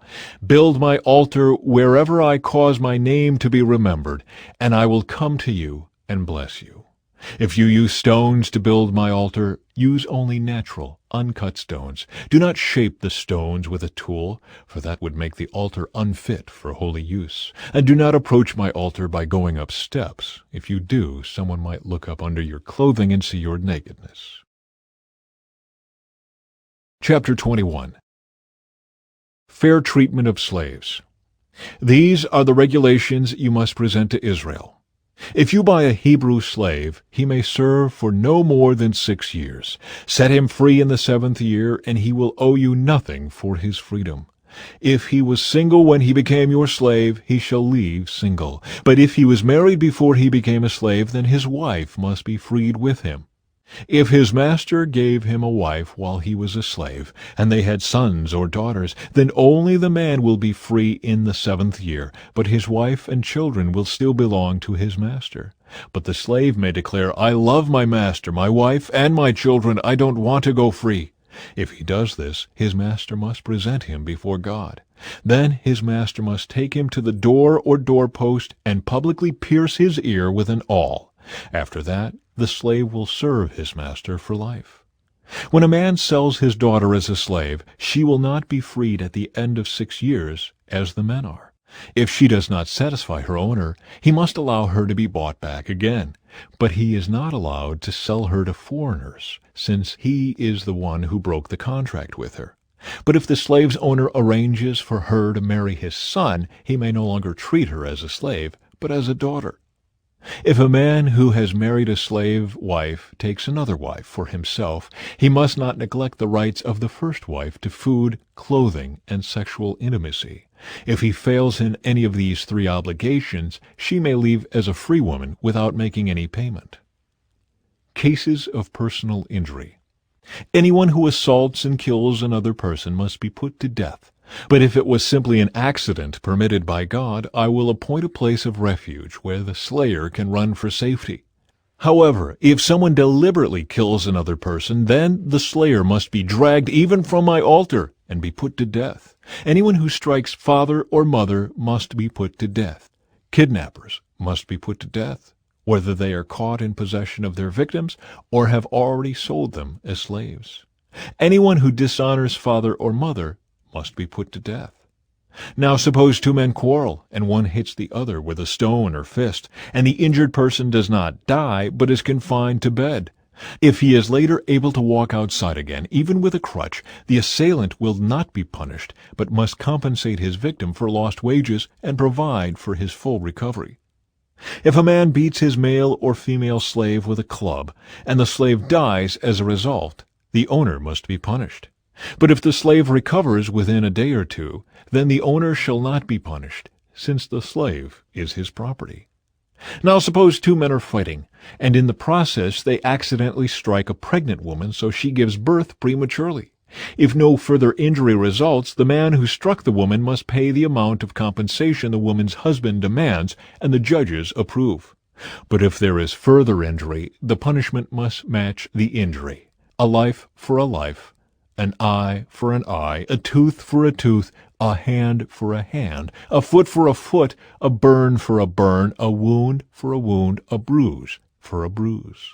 If a man hits his male or female slave in the eye and the eye is blinded, he must let the slave go free to compensate for the eye.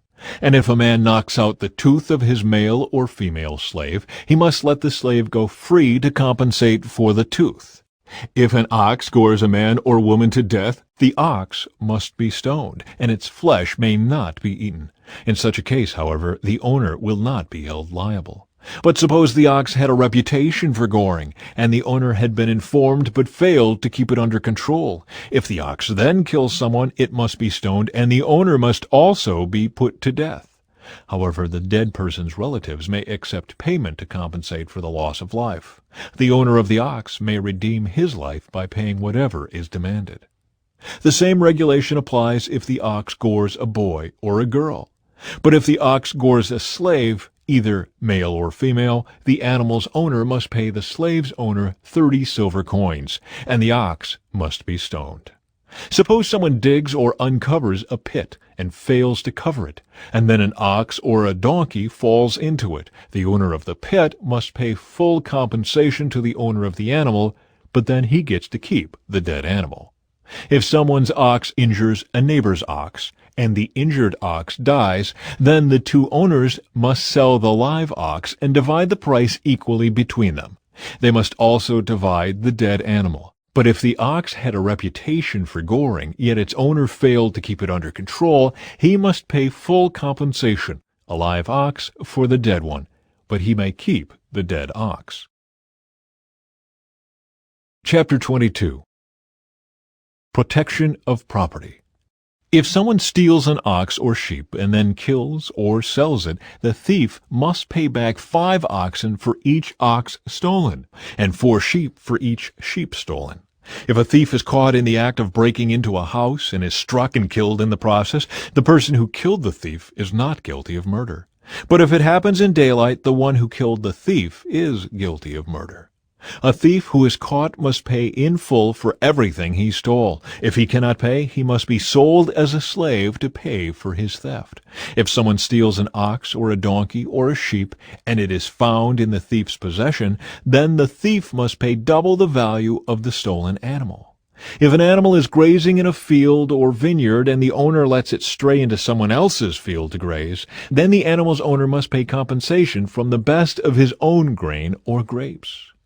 If you are burning thorn bushes and the fire gets out of control and spreads into another person's field, destroying the sheaves or the uncut grain or the whole crop, the one who started the fire must pay for the lost crop. Suppose someone leaves money or goods with a neighbor for safekeeping, and they are stolen from the neighbor's house. If the thief is caught, the compensation is double the value of what was stolen. But if the thief is not caught, the neighbor must appear before God, who will determine if he stole the property. Suppose there is a dispute between two people who both claim to own a particular ox, donkey, sheep, article of clothing, or any lost property. Both parties must come before God, and the person whom God declares guilty must pay double compensation to the other.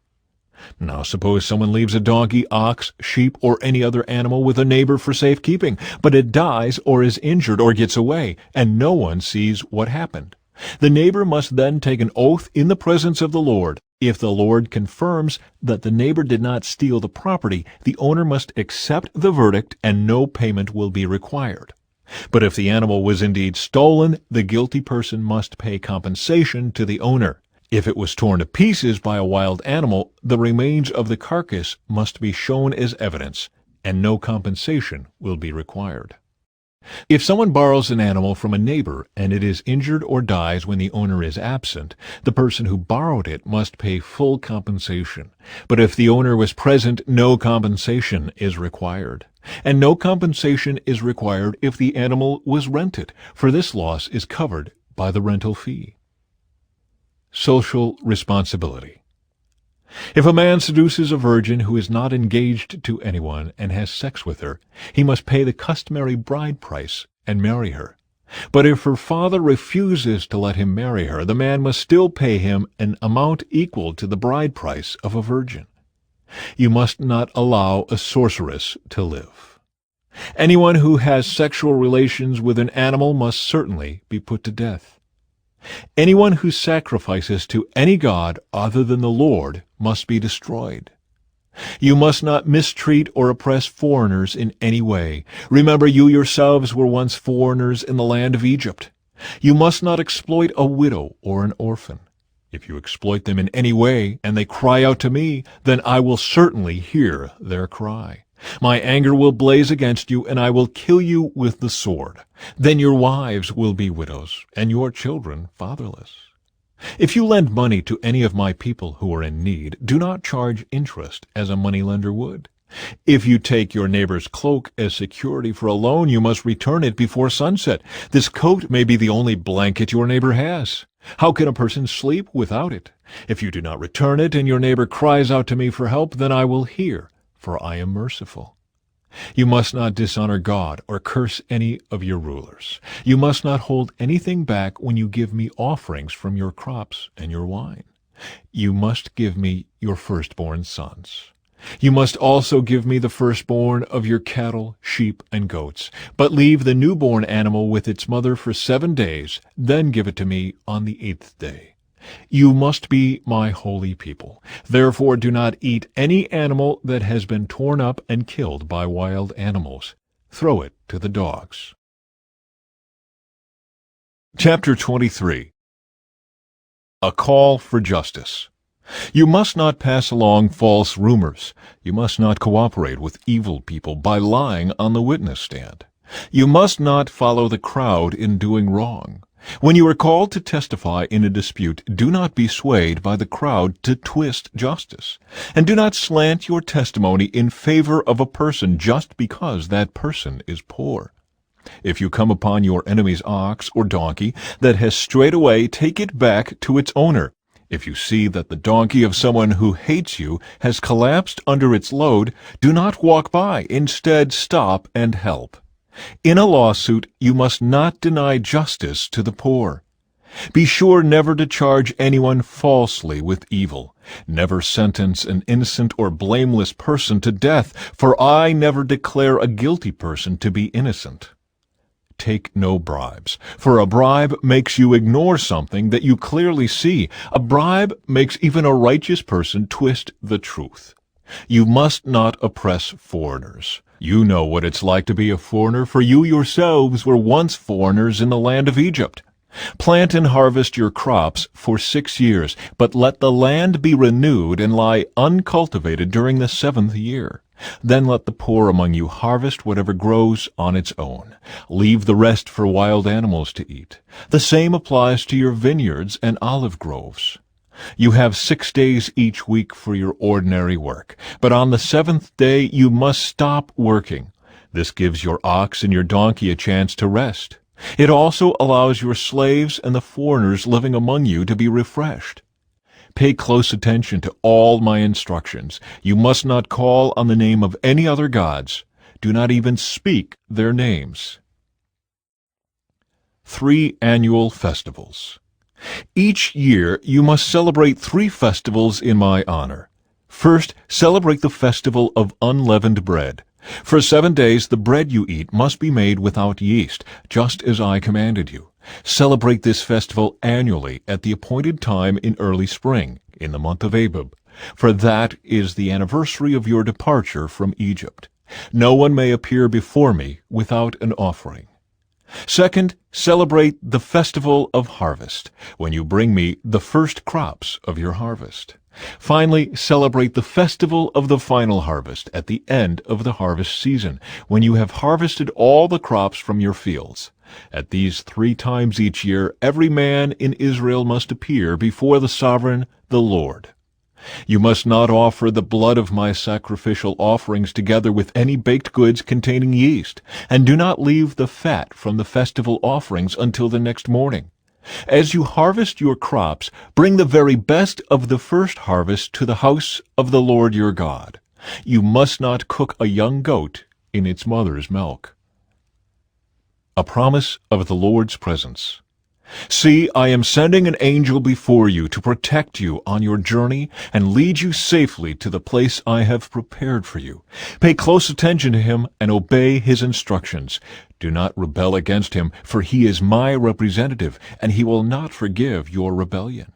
But if you are careful to obey him, following all my instructions, then I will be an enemy to your enemies, and I will oppose those who oppose you. For my angel will go before you and bring you into the land of the Amorites, Hittites, Perizzites, Canaanites, Hivites, and Jebusites, so you may live there, and I will destroy them completely. You must not worship the gods of these nations, or serve them in any way, or imitate their evil practices. Instead, you must utterly destroy them and smash their sacred pillars. You must serve only the Lord your God. If you do, I will bless you with food and water, and I will protect you from illness. There will be no miscarriages or infertility in your land, and I will give you long, full lives. I will send my terror ahead of you and create panic among all the people whose lands you invade. I will make all your enemies turn and run. I will send terror ahead of you to drive out the Hivites, Canaanites, and Hittites. But I will not drive them out in a single year, because the land would become desolate and the wild animals would multiply and threaten you. I will drive them out a little at a time until your population has increased enough to take possession of the land. And I will fix your boundaries from the Red Sea to the Mediterranean Sea, and from the eastern wilderness to the Euphrates River. I will hand over to you the people now living in the land, and you will drive them out ahead of you. Make no treaties with them or their gods. They must not live in your land, or they will cause you to sin against me. If you serve their gods, you will be caught in the trap of idolatry. Chapter 24. Israel accepts the Lord's covenant. Then the Lord instructed Moses, "Come up here to me, and bring along Aaron, Nadab, Abihu, and 70 of Israel's elders. All of you must worship from a distance. Only Moses is allowed to come near to the Lord. The others must not come near, and none of the other people are allowed to climb up the mountain with him." Then Moses went down to the people and repeated all the instructions and regulations the Lord had given him. All the people answered with one voice, "We will do everything the Lord has commanded." Then Moses carefully wrote down all the Lord's instructions. Early the next morning, Moses got up and built an altar at the foot of the mountain. He also set up 12 pillars, one for each of the 12 tribes of Israel. Then he sent some of the young Israelite men to present burnt offerings and to sacrifice bulls as peace offerings to the Lord. Moses drained half the blood from these animals into basins. The other half he splattered against the altar. Then he took the book of the covenant and read it aloud to the people. Again they all responded, "We will do everything the Lord has commanded. We will obey." Then Moses took the blood from the basins and splattered it over the people, declaring, "Look, this blood confirms the covenant the Lord has made with you in giving you these instructions." Then Moses, Aaron, Nadab, Abihu, and the 70 elders of Israel climbed up the mountain. There they saw the God of Israel. Under his feet there seemed to be a surface of brilliant blue lapis lazuli, as clear as the sky itself. And though these nobles of Israel gazed upon God, he did not destroy them. In fact, they ate a covenant meal, eating and drinking in his presence. Then the Lord said to Moses, "Come up to me on the mountain. Stay there, and I will give you the tablets of stone on which I have inscribed the instructions and commands, so you can teach the people." So Moses and his assistant Joshua set out, and Moses climbed up the mountain of God. Moses told the elders, "Stay here and wait for us until we come back. Aaron and Hur are here with you. If anyone has a dispute while I am gone, consult with them." Then Moses climbed up the mountain, and the cloud covered it. And the glory of the Lord settled down on Mount Sinai, and the cloud covered it for 6 days. On the 7th day, the Lord called to Moses from inside the cloud. To the Israelites at the foot of the mountain, the glory of the Lord appeared at the summit like a consuming fire. Then Moses disappeared into the cloud as he climbed higher up the mountain. He remained on the mountain 40 days and 40 nights. Chapter 25. Offerings for the tabernacle. The Lord said to Moses, "Tell the people of Israel to bring me their sacred offerings. Accept the contributions from all whose hearts are moved to offer them." Here is a list of sacred offerings you may accept from them: gold, silver, and bronze, blue, purple, and scarlet thread, fine linen and goat hair for cloth, tanned ram skins and fine goatskin leather, acacia wood, olive oil for the lamps, spices for the anointing oil and the fragrant incense, onyx stones, and other gemstones to be set in the ephod and the priest's chestpiece. Have the people of Israel build me a holy sanctuary, so I can live among them. You must build this tabernacle and its furnishings exactly according to the pattern I will show you. Plans for the Ark of the Covenant. Have the people make an ark of acacia wood, a sacred chest 45 inches long, 27 inches wide, and 27 inches high. Overlay it inside and outside with pure gold and run a molding of gold all around it. Cast 4 gold rings and attach them to its 4 feet, 2 rings on each side. Make poles from acacia wood and overlay them with gold. Insert the poles into the rings at the sides of the ark to carry it. These carrying poles must stay inside the rings. Never remove them. When the ark is finished, place inside it the stone tablets inscribed with the terms of the covenant, which I will give to you. Then make the ark's cover, the place of atonement, from pure gold. It must be 45 inches long and 27 inches wide.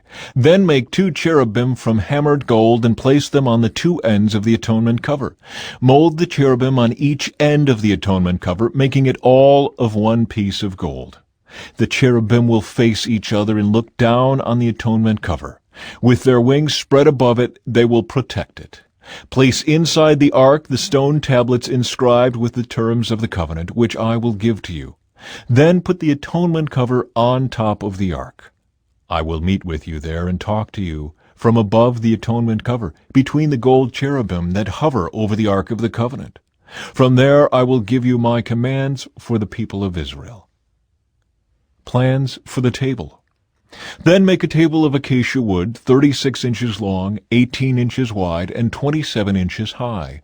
Overlay it with pure gold and run a gold molding around the edge. Decorate it with a 3-inch border all around and run a gold molding along the border. Make 4 gold rings for the table and attach them at the 4 corners next to the 4 legs. Attach the rings near the border to hold the poles that are used to carry the table. Make these poles from acacia wood and overlay them with gold. Make special containers of pure gold for the table, bowls, pans, pitchers, and jars, to be used in pouring out liquid offerings. Place the bread of the presence on the table to remain before me at all times.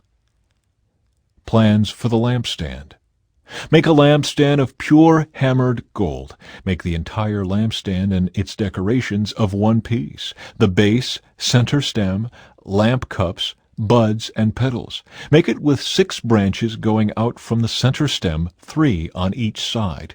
Each of the 6 branches will have 3 lamp cups shaped like almond blossoms, complete with buds and petals. Craft the center stem of the lampstand with 4 lamp cups shaped like almond blossoms, complete with buds and petals. There will also be an almond bud beneath each pair of branches, where the 6 branches extend from the center stem. The almond buds and branches must all be of one piece with the center stem, and they must be hammered from pure gold. Then make the 7 lamps for the lampstand and set them so they reflect their light forward. The lamp snuffers and trays must also be made of pure gold. You will need 75 pounds of pure gold for the lampstand and its accessories. Be sure that you make everything according to the pattern I have shown you here on the mountain. Chapter 26. Plans for the tabernacle. Make the tabernacle from 10 curtains of finely woven linen. Decorate the curtains with blue, purple, and scarlet thread and with skillfully embroidered cherubim. These 10 curtains must all be exactly the same size, 42 feet long and 6 feet wide. Join 5 of these curtains together to make one long curtain. Then join the other 5 into a second long curtain. Put loops of blue yarn along the edge of the last curtain in each set. The 50 loops along the edge of one curtain are to match the 50 loops along the edge of the other curtain. Then make 50 gold clasps and fasten the long curtains together with the clasps. In this way, the tabernacle will be made of one continuous piece. Make 11 curtains of goat hair cloth to serve as a tent covering for the tabernacle. These 11 curtains must all be exactly the same size, 45 feet long and 6 feet wide. Join 5 of these curtains together to make one long curtain, and join the other 6 into a second long curtain. Allow 3 feet of material from the second set of curtains to hang over the front of the sacred tent. Make 50 loops for one edge of each large curtain. Then make 50 bronze clasps and fasten the loops of the long curtains with the clasps. In this way, the tent covering will be made of one continuous piece. The remaining 3 feet of this tent covering will be left to hang over the back of the tabernacle. Allow 18 inches of remaining material to hang down over each side so the tabernacle is completely covered. Complete the tent covering with a protective layer of tanned ram skins and a layer of fine goat skin leather.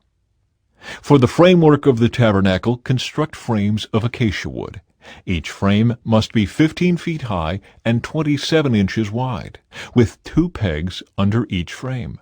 Make all the frames identical.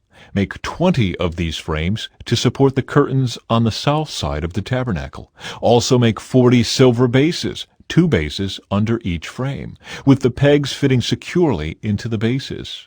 For the north side of the tabernacle, make another 20 frames, with their 40 silver bases, 2 bases under each frame.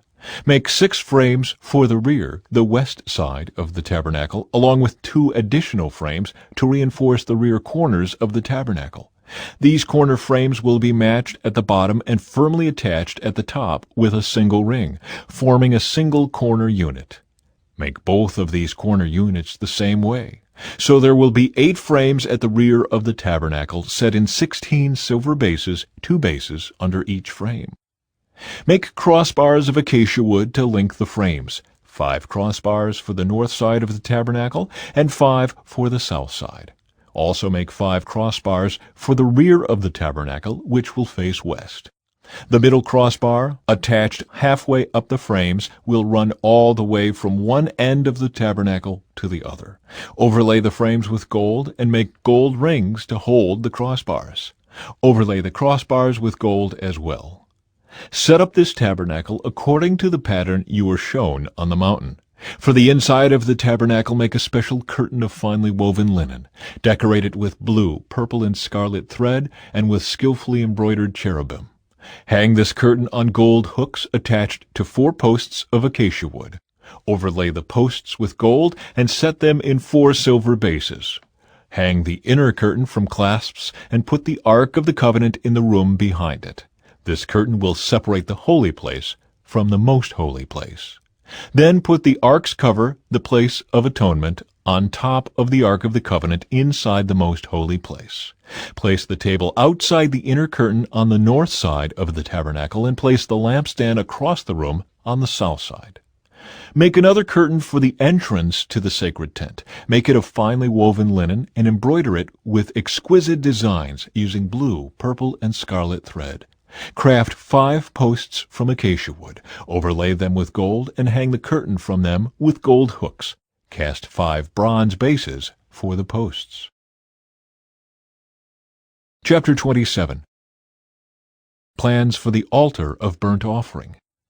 Using acacia wood, construct a square altar 7½ feet wide, 7½ feet long, and 4½ feet high. Make horns for each of its 4 corners, so that the horns and altar are all one piece. Overlay the altar with bronze. Make ash buckets, shovels, basins, meat forks, and fire pans, all of bronze. Make a bronze grating for it, and attach 4 bronze rings at its 4 corners. Install the grating halfway down the side of the altar, under the ledge. For carrying the altar, make poles from acacia wood and overlay them with bronze. Insert the poles through the rings on the 2 sides of the altar. The altar must be hollow, made from planks. Build it just as you were shown on the mountain. Plans for the courtyard. Then make the courtyard for the tabernacle, enclosed with curtains made of finely woven linen. On the south side make the curtains 150 feet long. They will be held up by 20 posts set securely in 20 bronze bases. Hang the curtains with silver hooks and rings. Make the curtains the same on the north side, 150 feet of curtains held up by 20 posts set securely in bronze bases. Hang the curtains with silver hooks and rings. The curtains on the west end of the courtyard will be 75 feet long, supported by 10 posts set into 10 bases. The east end of the courtyard, the front, will also be 75 feet long. The courtyard entrance will be on the east end, flanked by 2 curtains. The curtain on the right side will be 22½ feet long, supported by 3 posts set into 3 bases. The curtain on the left side will also be 22½ feet long, supported by 3 posts set into 3 bases. For the entrance to the courtyard, make a curtain that is 30 feet long. Make it from finely woven linen and decorate it with beautiful embroidery in blue, purple, and scarlet thread. Support it with 4 posts, each securely set in its own base. All the posts around the courtyard must have silver rings and hooks and bronze bases. So the entire courtyard will be 150 feet long and 75 feet wide, with curtain walls 7½ feet high, made from finely woven linen. The bases for the posts will be made of bronze. All the articles used in the rituals of the tabernacle, including all the tent pegs used to support the tabernacle and the courtyard curtains, must be made of bronze. Light for the tabernacle. Command the people of Israel to bring you pure oil of pressed olives for the light, to keep the lamps burning continually. The lampstand will stand in the tabernacle in front of the inner curtain that shields the Ark of the Covenant. Aaron and his sons must keep the lamps burning in the Lord's presence all night. This is a permanent law for the people of Israel, and it must be observed from generation to generation. Chapter 28. Clothing for the priests. Call for your brother Aaron and his sons, Nadab, Abihu, Eleazar, and Ithamar. Set them apart from the rest of the people of Israel, so they may minister to me and be my priests. Make sacred garments for Aaron that are glorious and beautiful. Instruct all the skilled craftsmen whom I have filled with the spirit of wisdom. Have them make garments for Aaron that will distinguish him as a priest set apart for my service. These are the garments they are to make: a chest piece, an ephod, a robe, a patterned tunic, a turban, and a sash. They are to make these sacred garments for your brother Aaron and his sons to wear when they serve me as priests. So give them fine linen cloth, gold thread, and blue, purple, and scarlet thread. Design of the ephod. The craftsman must make the ephod of finely woven linen and skillfully embroider it with gold and with blue, purple, and scarlet thread. It will consist of 2 pieces, front and back, joined at the shoulders with 2 shoulder pieces.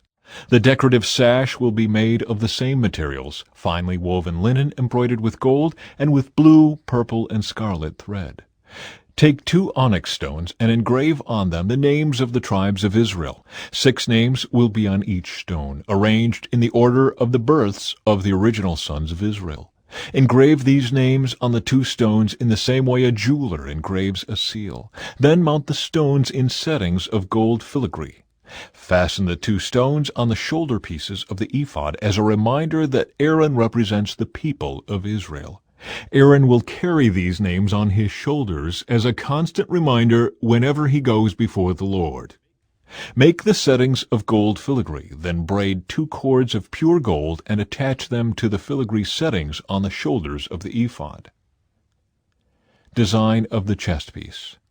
Then, with great skill and care, make a chest piece to be worn for seeking a decision from God. Make it to match the ephod using finely woven linen embroidered with gold and with blue, purple, and scarlet thread. Make the chest piece of a single piece of cloth folded to form a pouch 9 inches square. Mount 4 rows of gemstones on it. The first row will contain a red carnelian, a pale green peridot, and an emerald. The second row will contain a turquoise, a blue lapis lazuli, and a white moonstone. The third row will contain an orange jacinth, an agate, and a purple amethyst. The fourth row will contain a blue-green beryl, an onyx, and a green jasper. All these stones will be set in gold filigree. Each stone will represent one of the 12 sons of Israel, and the name of that tribe will be engraved on it like a seal. To attach the chest piece to the ephod, make braided cords of pure gold thread. Then make 2 gold rings and attach them to the top corners of the chest piece. Tie the 2 gold cords to the 2 rings on the chest piece. Tie the other ends of the cords to the gold settings on the shoulder pieces of the ephod. Then make 2 more gold rings and attach them to the inside edges of the chest piece next to the ephod. And make 2 more gold rings and attach them to the front of the ephod below the shoulder pieces, just above the knot where the decorative sash is fastened to the ephod. Then attach the bottom rings of the chest piece to the rings on the ephod with blue cords. This will hold the chest piece securely to the ephod above the decorative sash. In this way, Aaron will carry the names of the tribes of Israel on the sacred chest piece over his heart when he goes into the holy place. This will be a continual reminder that he represents the people when he comes before the Lord. Insert the Urim and Thummim into the sacred chest piece so they will be carried over Aaron's heart when he goes into the Lord's presence. In this way, Aaron will always carry over his heart the objects used to determine the Lord's will for his people whenever he goes in before the Lord. Additional clothing for the priests. Make the robe that is worn with the ephod from a single piece of blue cloth, with an opening for Aaron's head in the middle of it. Reinforce the opening with a woven collar so it will not tear. Make pomegranates out of blue, purple, and scarlet yarn and attach them to the hem of the robe with gold bells between them. The gold bells and pomegranates are to alternate all around the hem. Aaron will wear this robe whenever he ministers before the Lord, and the bells will tinkle as he goes in and out of the Lord's presence in the holy place. If he wears it, he will not die. Next, make a medallion of pure gold, and engrave it like a seal with these words, "Holy to the Lord." Attach the medallion with a blue cord to the front of Aaron's turban, where it must remain. Aaron must wear it on his forehead, so he may take on himself any guilt of the people of Israel when they consecrate their sacred offerings. He must always wear it on his forehead, so the Lord will accept the people. Weave Aaron's patterned tunic from fine linen cloth. Fashion the turban from this linen as well. Also make a sash, and decorate it with colorful embroidery. For Aaron's sons, make tunics, sashes, and special head coverings that are glorious and beautiful. Clothe your brother Aaron and his sons with these garments, and then anoint and ordain them. Consecrate them so they can serve as my priests. Also make linen undergarments for them to be worn next to their bodies, reaching from their hips to their thighs. These must be worn whenever Aaron and his sons enter the tabernacle or approach the altar in the holy place to perform their priestly duties. Then they will not incur guilt and die. This is a permanent law for Aaron and all his descendants after him. Chapter 29. Dedication of the priests. This is the ceremony you must follow when you consecrate Aaron and his sons to serve me as priests. Take a young bull and 2 rams with no defects. Then, using choice wheat flour and no yeast, make loaves of bread, thin cakes mixed with olive oil, and wafers spread with oil. Place them all in a single basket and present them at the entrance of the tabernacle, along with the young bull and the 2 rams. Present Aaron and his sons at the entrance of the tabernacle and wash them with water. Dress Aaron in his priestly garments, the tunic, the robe worn with the ephod itself, and the chestpiece. Then wrap the decorative sash of the ephod around him. Place the turban on his head and fasten the sacred medallion to the turban. Then anoint him by pouring the anointing oil over his head. Next, present his sons and dress them in their tunics. Wrap the sashes around the waists of Aaron and his sons, and put their special head coverings on them. Then the right to the priesthood will be theirs by law forever. In this way you will ordain Aaron and his sons. Bring the young bull to the entrance of the tabernacle, where Aaron and his sons will lay their hands on its head. Then slaughter the bull in the Lord's presence at the entrance of the tabernacle. Put some of its blood on the horns of the altar with your finger, and pour out the rest at the base of the altar. Take all the fat around the internal organs, the long lobe of the liver, and the 2 kidneys, and the fat around them, and burn it all on the altar. Then take the rest of the bull, including its hide, meat, and dung, and burn it outside the camp as a sin offering. Next, Aaron and his sons must lay their hands on the head of one of the rams. Then slaughter the ram, and splatter its blood against all sides of the altar. Cut the ram into pieces and wash off the internal organs and the legs. Set them alongside the head and the other pieces of the body. Then burn the entire animal on the altar. This is a burnt offering to the Lord. It is a pleasing aroma, a special gift presented to the Lord. Now take the other ram and have Aaron and his sons lay their hands on its head. Then slaughter it and apply some of its blood to the right earlobes of Aaron and his sons. Also put it on the thumbs of their right hands and the big toes of their right feet.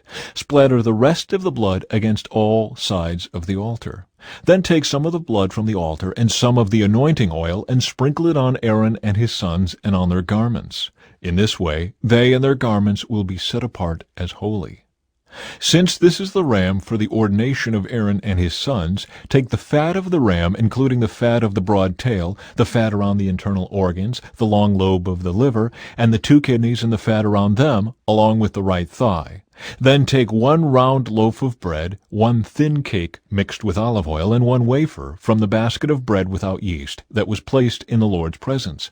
Put all these in the hands of Aaron and his sons to be lifted up as a special offering to the Lord. Afterward take the various breads from their hands and burn them on the altar, along with the burnt offering. It is a pleasing aroma to the Lord, a special gift for him. Then take the breast of Aaron's ordination ram and lift it up in the Lord's presence as a special offering to him. Then keep it as your own portion. Set aside the portions of the ordination ram that belong to Aaron and his sons. This includes the breast and the thigh that were lifted up before the Lord as a special offering. In the future, whenever the people of Israel lift up a peace offering, a portion of it must be set aside for Aaron and his descendants. This is their permanent right, and it is a sacred offering from the Israelites to the Lord. Aaron's sacred garments must be preserved for his descendants who succeed him, and they will wear them when they are anointed and ordained. The descendant who succeeds him as high priest will wear these clothes for 7 days as he ministers in the tabernacle and the holy place. Take the ram used in the ordination ceremony and boil its meat in a sacred place. Then Aaron and his sons will eat this meat, along with the bread in the basket at the tabernacle entrance. They alone may eat the meat and bread used for their purification in the ordination ceremony. No one else may eat them, for these things are set apart and holy. If any of the ordination meat or bread remains until the morning, it must be burned. It may not be eaten, for it is holy. This is how you will ordain Aaron and his sons to their offices, just as I have commanded you. The ordination ceremony will go on for 7 days. Each day you must sacrifice a young bull as a sin offering to purify them, making them right with the Lord. Afterward, cleanse the altar by purifying it. Make it holy by anointing it with oil. Purify the altar and consecrate it every day for 7 days. After that, the altar will be absolutely holy, and whatever touches it will become holy. These are the sacrifices you are to offer regularly on the altar. Each day offer 2 lambs that are a year old, one in the morning and the other in the evening. With one of them offer 2 quarts of choice flour mixed with 1 quart of pure oil of pressed olives. Also offer 1 quart of wine as a liquid offering. Offer the other lamb in the evening, along with the same offerings of flour and wine as in the morning. It will be a pleasing aroma, a special gift presented to the Lord. These burnt offerings are to be made each day from generation to generation. Offer them in the Lord's presence at the tabernacle entrance. There I will meet with you and speak with you. I will meet the people of Israel there in the place made holy by my glorious presence. Yes, I will consecrate the tabernacle and the altar, and I will consecrate Aaron and his sons to serve me as priests. Then I will live among the people of Israel and be their God, and they will know that I am the Lord their God. I am the one who brought them out of the land of Egypt, so that I could live among them. I am the Lord their God. Chapter 30. Plans for the incense altar. Then make another altar of acacia wood for burning incense. Make it 18 inches square and 36 inches high, with horns at the corners carved from the same piece of wood as the altar itself. Overlay the top, sides, and horns of the altar with pure gold, and run a gold molding around the entire altar. Make 2 gold rings and attach them on opposite sides of the altar below the gold molding to hold the carrying poles. Make the poles of acacia wood and overlay them with gold. Place the incense altar just outside the inner curtain that shields the Ark of the Covenant, in front of the Ark's cover, the place of atonement, that covers the tablets inscribed with the terms of the covenant. I will meet with you there. Every morning when Aaron maintains the lamps, he must burn fragrant incense on the altar. And each evening when he lights the lamps, he must again burn incense in the Lord's presence. This must be done from generation to generation. Do not offer any unholy incense on this altar, or any burnt offerings, grain offerings, or liquid offerings. Once a year Aaron must purify the altar by smearing its horns with blood from the offering made to purify the people from their sin. This will be a regular annual event from generation to generation, for this is the Lord's most holy altar. Money for the tabernacle. Then the Lord said to Moses, "Whenever you take a census of the people of Israel, each man who is counted must pay a ransom for himself to the Lord. Then no plague will strike the people as you count them. Each person who is counted must give a small piece of silver as a sacred offering to the Lord. This payment is half a shekel, based on the sanctuary shekel, which equals 20 gerahs. All who have reached their 20th birthday must give this sacred offering to the Lord.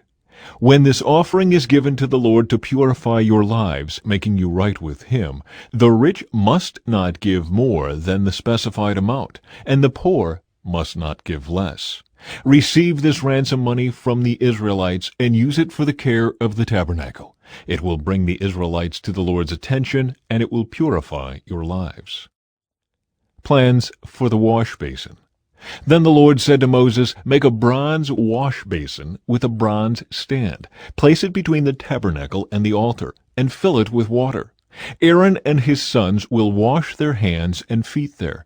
They must wash with water whenever they go into the tabernacle to appear before the Lord, and when they approach the altar to burn up their special gifts to the Lord, or they will die. They must always wash their hands and feet, or they will die. This is a permanent law for Aaron and his descendants, to be observed from generation to generation." The anointing oil. Then the Lord said to Moses, "Collect choice spices, 12½ pounds of pure myrrh, 6¼ pounds of fragrant cinnamon, 6¼ pounds of fragrant calamus, and 12½ pounds of cassia, as measured by the weight of the sanctuary shekel. Also get 1 gallon of olive oil. Like a skilled incense maker, blend these ingredients to make a holy anointing oil. Use this sacred oil to anoint the tabernacle, the Ark of the Covenant, the table and all its utensils, the lampstand and all its accessories, the incense altar, the altar of burnt offering and all its utensils, and the wash basin with its stand. Consecrate them to make them absolutely holy. After this, whatever touches them will also become holy. Anoint Aaron and his sons also. consecrating them to serve me as priests. And say to the people of Israel, this holy anointing oil is reserved for me from generation to generation. It must never be used to anoint anyone else, and you must never make any blend like it for yourselves. It is holy, and you must treat it as holy. Anyone who makes a blend like it or anoints someone other than a priest will be cut off from the community. The incense. Then the Lord said to Moses, gather fragrant spices, resin droplets, mollusk shell, and galbanum, and mix these fragrant spices with pure frankincense, weighed out in equal amounts. Using the usual techniques of the incense maker, blend the spices together and sprinkle them with salt to produce a pure and holy incense. Grind some of the mixture into a very fine powder and put it in front of the Ark of the Covenant, where I will meet with you in the tabernacle. You must treat this incense as most holy. Never use this formula to make this incense for yourselves. It is reserved for the Lord, and you must treat it as holy. Anyone who makes incense like this for personal use will be cut off from the community. Chapter 31. Craftsmen, Bezalel and Aholiab. Then the Lord said to Moses, look, I have specifically chosen Bezalel, son of Uri, grandson of Hur, of the tribe of Judah. I have filled him with the Spirit of God, giving him great wisdom, ability, and expertise in all kinds of crafts. He is a master craftsman, expert in working with gold, silver, and bronze. He is skilled in engraving and mounting gemstones, and in carving wood. He is a master at every craft.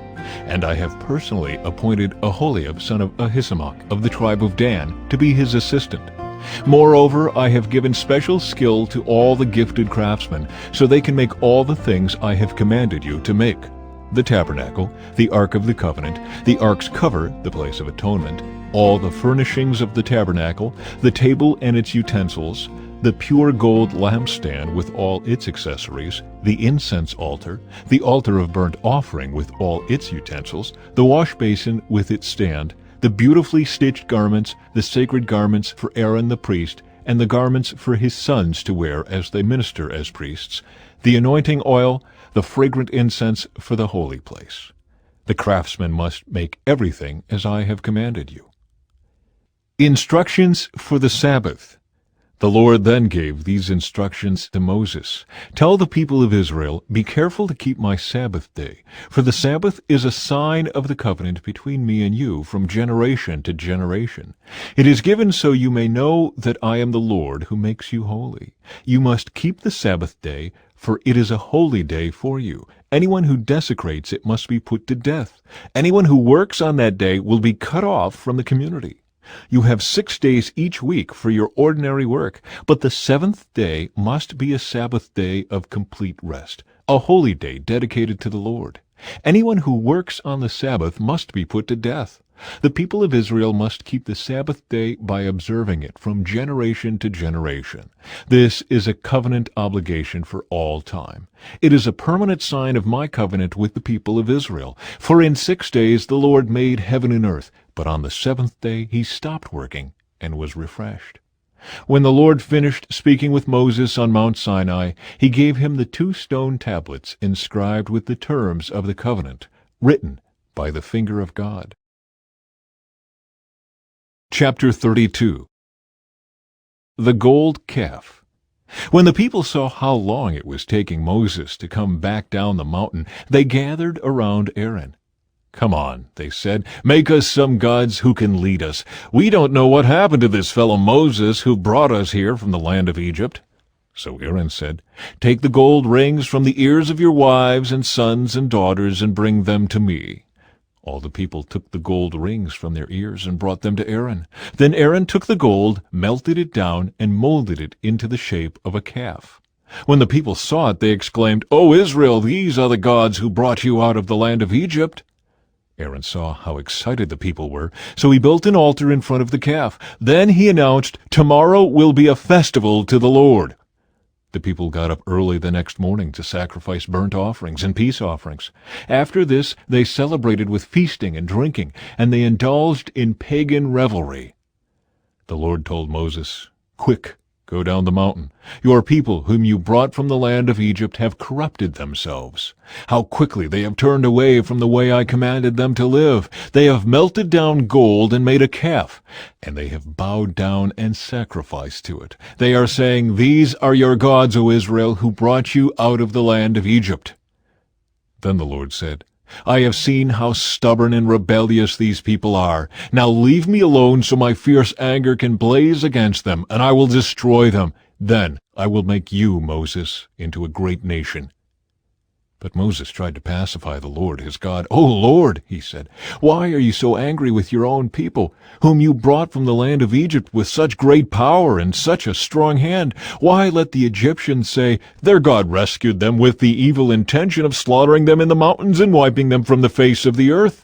Turn away from your fierce anger. Change your mind about this terrible disaster you have threatened against your people. Remember your servants Abraham, Isaac, and Jacob. You bound yourself with an oath to them, saying, 'I will make your descendants as numerous as the stars of heaven, and I will give them all of this land that I have promised to your descendants, and they will possess it forever.'" So the Lord changed his mind about the terrible disaster he had threatened to bring on his people. Then Moses turned and went down the mountain. He held in his hands the 2 stone tablets inscribed with the terms of the covenant. They were inscribed on both sides, front and back. These tablets were God's work. The words on them were written by God himself. When Joshua heard the boisterous noise of the people shouting below them, he exclaimed to Moses, "It sounds like war in the camp." But Moses replied, "No, it's not a shout of victory, nor the wailing of defeat. I hear the sound of a celebration." When they came near the camp, Moses saw the calf and the dancing, and he burned with anger. He threw the stone tablets to the ground, smashing them at the foot of the mountain. He took the calf they had made and burned it. Then he ground it into powder, threw it into the water, and forced the people to drink it. Finally, he turned to Aaron and demanded, "What did these people do to you, to make you bring such terrible sin upon them?" "Don't get so upset, my lord," Aaron replied. "You yourself know how evil these people are. They said to me, 'Make us gods who will lead us.' We don't know what happened to this fellow Moses who brought us here from the land of Egypt. So I told them, 'Whoever has gold jewelry, take it off.' When they brought it to me, I simply threw it into the fire, and out came this calf." Moses saw that Aaron had let the people get completely out of control, much to the amusement of their enemies. So he stood at the entrance to the camp and shouted, "All of you who are on the Lord's side, come here and join me." And all the Levites gathered around him. Moses told them, "This is what the Lord, the God of Israel, says. Each of you, take your swords and go back and forth from one end of the camp to the other. Kill everyone, even your brothers, friends, and neighbors." The Levites obeyed Moses' command, and about 3,000 people died that day. Then Moses told the Levites, "Today you have ordained yourselves for the service of the Lord, for you obeyed him even though it meant killing your own sons and brothers. Today you have earned a blessing." Moses intercedes for Israel. The next day Moses said to the people, "You have committed a terrible sin, but I will go back up to the Lord on the mountain. Perhaps I will be able to obtain forgiveness for your sin." So Moses returned to the Lord and said, "Oh, what a terrible sin these people have committed! They have made gods of gold for themselves. But now, if you will only forgive their sin, but if not, erase my name from the record you have written." But the Lord replied to Moses, "No, I will erase the name of everyone who has sinned against me. Now go, lead the people to the place I told you about. Look, my angel will lead the way before you, and when I come to call the people to account, I will certainly hold them responsible for their sins." Then the Lord sent a great plague upon the people because they had worshipped the calf Aaron had made. Chapter 33. The Lord said to Moses, "Get going, you and the people you brought up from the land of Egypt. Go up to the land I swore to give to Abraham, Isaac, and Jacob. I told them, I will give this land to your descendants, and I will send an angel before you to drive out the Canaanites, Amorites, Hittites, Perizzites, Hivites, and Jebusites. Go up to this land that flows with milk and honey, but I will not travel among you, for you are a stubborn and rebellious people. If I did, I would surely destroy you along the way." When the people heard these stern words, they went into mourning and stopped wearing their jewelry and fine clothes. For the Lord had told Moses to tell them, "You are a stubborn and rebellious people. If I were to travel with you for even a moment, I would destroy you. Remove your jewelry and fine clothes while I decide what to do with you." So from the time they left Mount Sinai, the Israelites wore no more jewelry or fine clothes. It was Moses' practice to take the tent of meeting and set it up some distance from the camp. Everyone who wanted to make a request of the Lord would go to the tent of meeting outside the camp. Whenever Moses went out to the tent of meeting, all the people would get up and stand in the entrances of their own tents. They would all watch Moses until he disappeared inside. As he went into the tent, the pillar of cloud would come down and hover at its entrance while the Lord spoke with Moses. When the people saw the cloud standing at the entrance of the tent, they would stand and bow down in front of their own tents. Inside the tent of meeting, the Lord would speak to Moses face to face, as one speaks to a friend. Afterward, Moses would return to the camp, but the young man who assisted him, Joshua, son of Nun, would remain behind in the tent of meeting. Moses sees the Lord's glory. One day Moses said to the Lord, "You have been telling me, 'Take these people up to the promised land.' But you haven't told me whom you will send with me. You have told me, 'I know you by name, and I look favorably on you.' If it is true that you look favorably on me, let me know your ways so I may understand you more fully and continue to enjoy your favor. And remember that this nation is your very own people." The Lord replied, "I will personally go with you, Moses, and I will give you rest. Everything will be fine for you." Then Moses said, "If you don't personally go with us, don't make us leave this place. How will anyone know that you look favorably on me and on your people, if you don't go with us? For your presence among us sets your people and me apart from all other people on the earth." The Lord replied to Moses, "I will indeed do what you have asked, for I look favorably on you, and I know you by name." Moses responded, "Then show me your glorious presence." The Lord replied, "I will make all my goodness pass before you, and I will call out my name, Yahweh, before you. For I will show mercy to anyone I choose, and I will show compassion to anyone I choose. But you may not look directly at my face, for no one may see me and live." The Lord continued, "Look, stand near me on this rock. As my glorious presence passes by, I will hide you in the crevice of the rock and cover you with my hand until I have passed by. Then I will remove my hand and let you see me from behind, but my face will not be seen." Chapter 34. A New Copy of the Covenant. Then the Lord told Moses, "Chisel out 2 stone tablets like the first ones. I will write on them the same words that were on the tablets you smashed. Be ready in the morning to climb up Mount Sinai and present yourself to me on the top of the mountain. No one else may come with you. In fact, no one is to appear anywhere on the mountain. Do not even let the flocks or herds graze near the mountain." So Moses chiseled out 2 tablets of stone like the first ones. Early in the morning he climbed Mount Sinai as the Lord had commanded him, and he carried the 2 stone tablets in his hands. Then the Lord came down in a cloud and stood there with him, and he called out his own name, Yahweh. The Lord passed in front of Moses, calling out, "Yahweh, the Lord, the God of compassion and mercy. I am slow to anger and filled with unfailing love and faithfulness. I lavish unfailing love to 1,000 generations. I forgive iniquity, rebellion, and sin, but I do not excuse the guilty. I lay the sins of the parents upon their children and grandchildren. The entire family is affected, even children in the 3rd and 4th generations." Moses immediately threw himself to the ground and worshipped. And he said, "O Lord, if it is true that I have found favor with you, then please travel with us. Yes, this is a stubborn and rebellious people, but please forgive our iniquity and our sins. Claim us as your own special possession.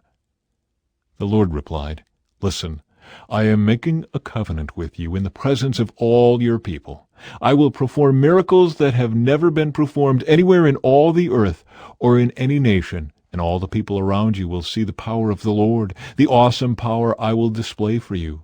But listen carefully to everything I command you today. Then I will go ahead of you and drive out the Amorites, Canaanites, Hittites, Perizzites, Hivites, and Jebusites. Be very careful never to make a treaty with the people who live in the land where you are going. If you do, you will follow their evil ways and be trapped.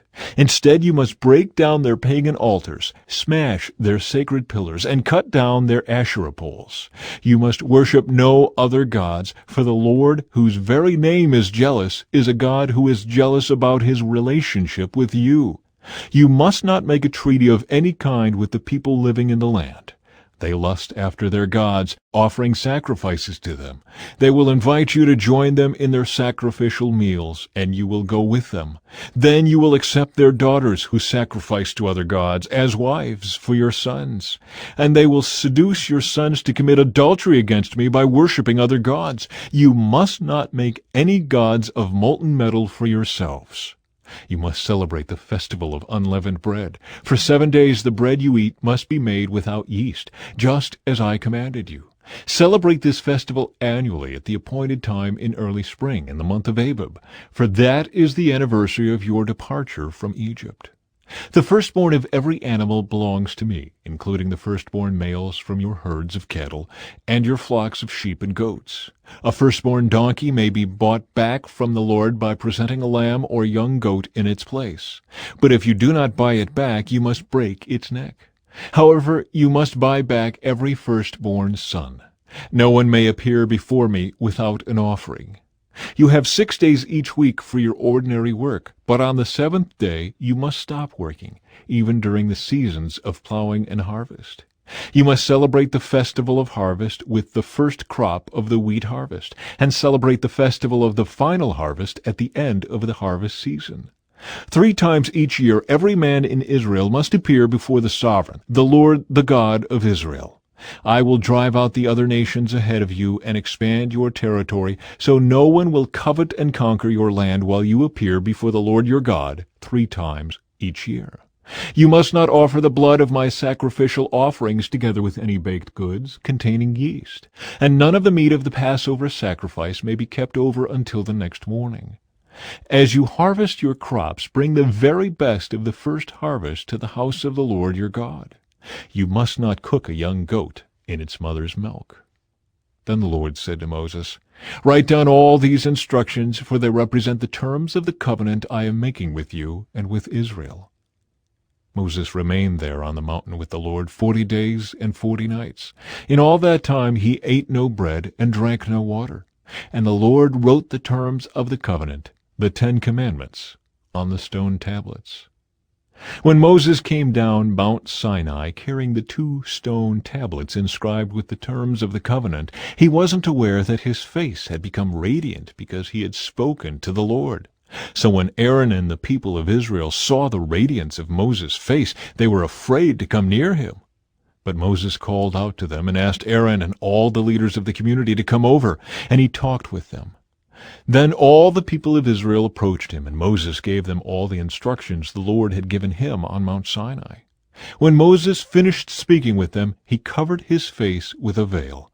But whenever he went into the tent of meeting to speak with the Lord, he would remove the veil until he came out again. Then he would give the people whatever instructions the Lord had given him, and the people of Israel would see the radiant glow of his face. So he would put the veil over his face until he returned to speak with the Lord.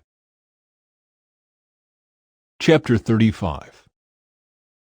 Instructions for the Sabbath. Then Moses called together the whole community of Israel and told them, "These are the instructions the Lord has commanded you to follow. You have 6 days each week for your ordinary work, but the 7th day must be a Sabbath day of complete rest, a holy day dedicated to the Lord. Anyone who works on that day must be put to death. You must not even light a fire in any of your homes on the Sabbath." Offerings for the tabernacle. Then Moses said to the whole community of Israel, "This is what the Lord has commanded. Take a sacred offering for the Lord. Let those with generous hearts present the following gifts to the Lord: gold, silver, and bronze, blue, purple, and scarlet thread, fine linen and goat hair for cloth, tanned ram skins and fine goatskin leather, acacia wood, olive oil for the lamps, spices for the anointing oil and the fragrant incense, onyx stones and other gemstones to be set in the ephod and the priest's chestpiece. Come, all of you who are gifted craftsmen, construct everything that the Lord has commanded: the tabernacle and its sacred tent, its covering, clasps, frames, crossbars, posts, and bases, the ark and its carrying poles, the ark's cover, the place of atonement, the inner curtain to shield the ark, the table, its carrying poles, and all its utensils, the bread of the presence. For light, the lampstand, its accessories, the lamp cups, and the olive oil for lighting, the incense altar and its carrying poles, the anointing oil and fragrant incense, the curtain for the entrance of the tabernacle, the altar of burnt offering, the bronze grating of the altar and its carrying poles and utensils, the wash basin with its stand, the curtains for the walls of the courtyard, the posts and their bases, the curtain for the entrance to the courtyard, the tent pegs of the tabernacle and courtyard and their ropes, the beautifully stitched garments for the priests to wear while ministering in the holy place, the sacred garments for Aaron the priest, and the garments for his sons to wear as they minister as priests. So the whole community of Israel left Moses and returned to their tents. All whose hearts were stirred and whose spirits were moved came and brought their sacred offerings to the Lord. They brought all the materials needed for the tabernacle, for the performance of its rituals, and for the sacred garments. Both men and women came, all whose hearts were willing. They brought to the Lord their offerings of gold, brooches, earrings, rings from their fingers, and necklaces. They presented gold objects of every kind as a special offering to the Lord. All those who owned the following items willingly brought them: blue, purple, and scarlet thread, fine linen and goat hair for cloth, and tanned ram skins and fine goatskin leather. And all who had silver and bronze objects gave them as a sacred offering to the Lord, and those who had acacia wood brought it for use in the project. All the women who were skilled in sewing and spinning prepared blue, purple, and scarlet thread, and fine linen cloth. All the women who were willing used their skills to spin the goat hair into yarn. The leaders brought onyx stones and the special gemstones to be set in the ephod and the priest's chestpiece. They also brought spices and olive oil for the light, the anointing oil, and the fragrant incense. So the people of Israel, every man and woman who was eager to help in the work the Lord had given them through Moses, brought their gifts and gave them freely to the Lord. Then Moses told the people of Israel, "The Lord has specifically chosen Bezalel, son of Uri, grandson of Hur, of the tribe of Judah. The Lord has filled Bezalel with the Spirit of God, giving him great wisdom, ability, and expertise in all kinds of crafts. He is a master craftsman, expert in working with gold, silver, and bronze. He is skilled in engraving and mounting gemstones and in carving wood. He is a master at every craft, and the Lord has given both him and Aholiab, son of Ahisamach, of the tribe of Dan, the ability to teach their skills to others. The Lord has given them special skills as engravers, designers, embroiderers in blue, purple, and scarlet thread on fine linen cloth, and weavers. They excel as craftsmen and as designers." Chapter 36. The Lord has gifted Bezalel, Aholiab, and the other skilled craftsmen with wisdom and ability to perform any task involved in building the sanctuary. Let them construct and furnish the tabernacle just as the Lord has commanded. So Moses summoned Bezalel and Aholiab and all the others who were specially gifted by the Lord and were eager to get to work. Moses gave them the materials donated by the people of Israel as sacred offerings for the completion of the sanctuary. But the people continued to bring additional gifts each morning. Finally, the craftsmen who were working on the sanctuary left their work. They went to Moses and reported, "The people have given more than enough materials to complete the job the Lord has commanded us to do." So Moses gave the command, and this message was sent throughout the camp: "Men and women, don't prepare any more gifts for the sanctuary. We have enough." so the people stopped bringing their sacred offerings. Their contributions were more than enough to complete the whole project. Building the tabernacle. The skilled craftsman made 10 curtains of finely woven linen for the tabernacle. Then Bezalel decorated the curtains with blue, purple, and scarlet thread and with skillfully embroidered cherubim. All 10 curtains were exactly the same size, 42 feet long and 6 feet wide. 5 of these curtains were joined together to make one long curtain, and the other 5 were joined to make a second long curtain. He made 50 loops of blue yarn and put them along the edge of the last curtain in each set. The 50 loops along the edge of one curtain matched the 50 loops along the edge of the other curtain. Then he made 50 gold clasps and fastened the long curtains together with the clasps. In this way, the tabernacle was made of one continuous piece. He made 11 curtains of goat hair cloth to serve as a tent covering for the tabernacle. These 11 curtains were all exactly the same size, 45 feet long and 6 feet wide. Bezalel joined 5 of these curtains together to make one long curtain, and the other 6 were joined to make a second long curtain. He made 50 loops for the edge of each large curtain. He also made 50 bronze clasps to fasten the long curtains together.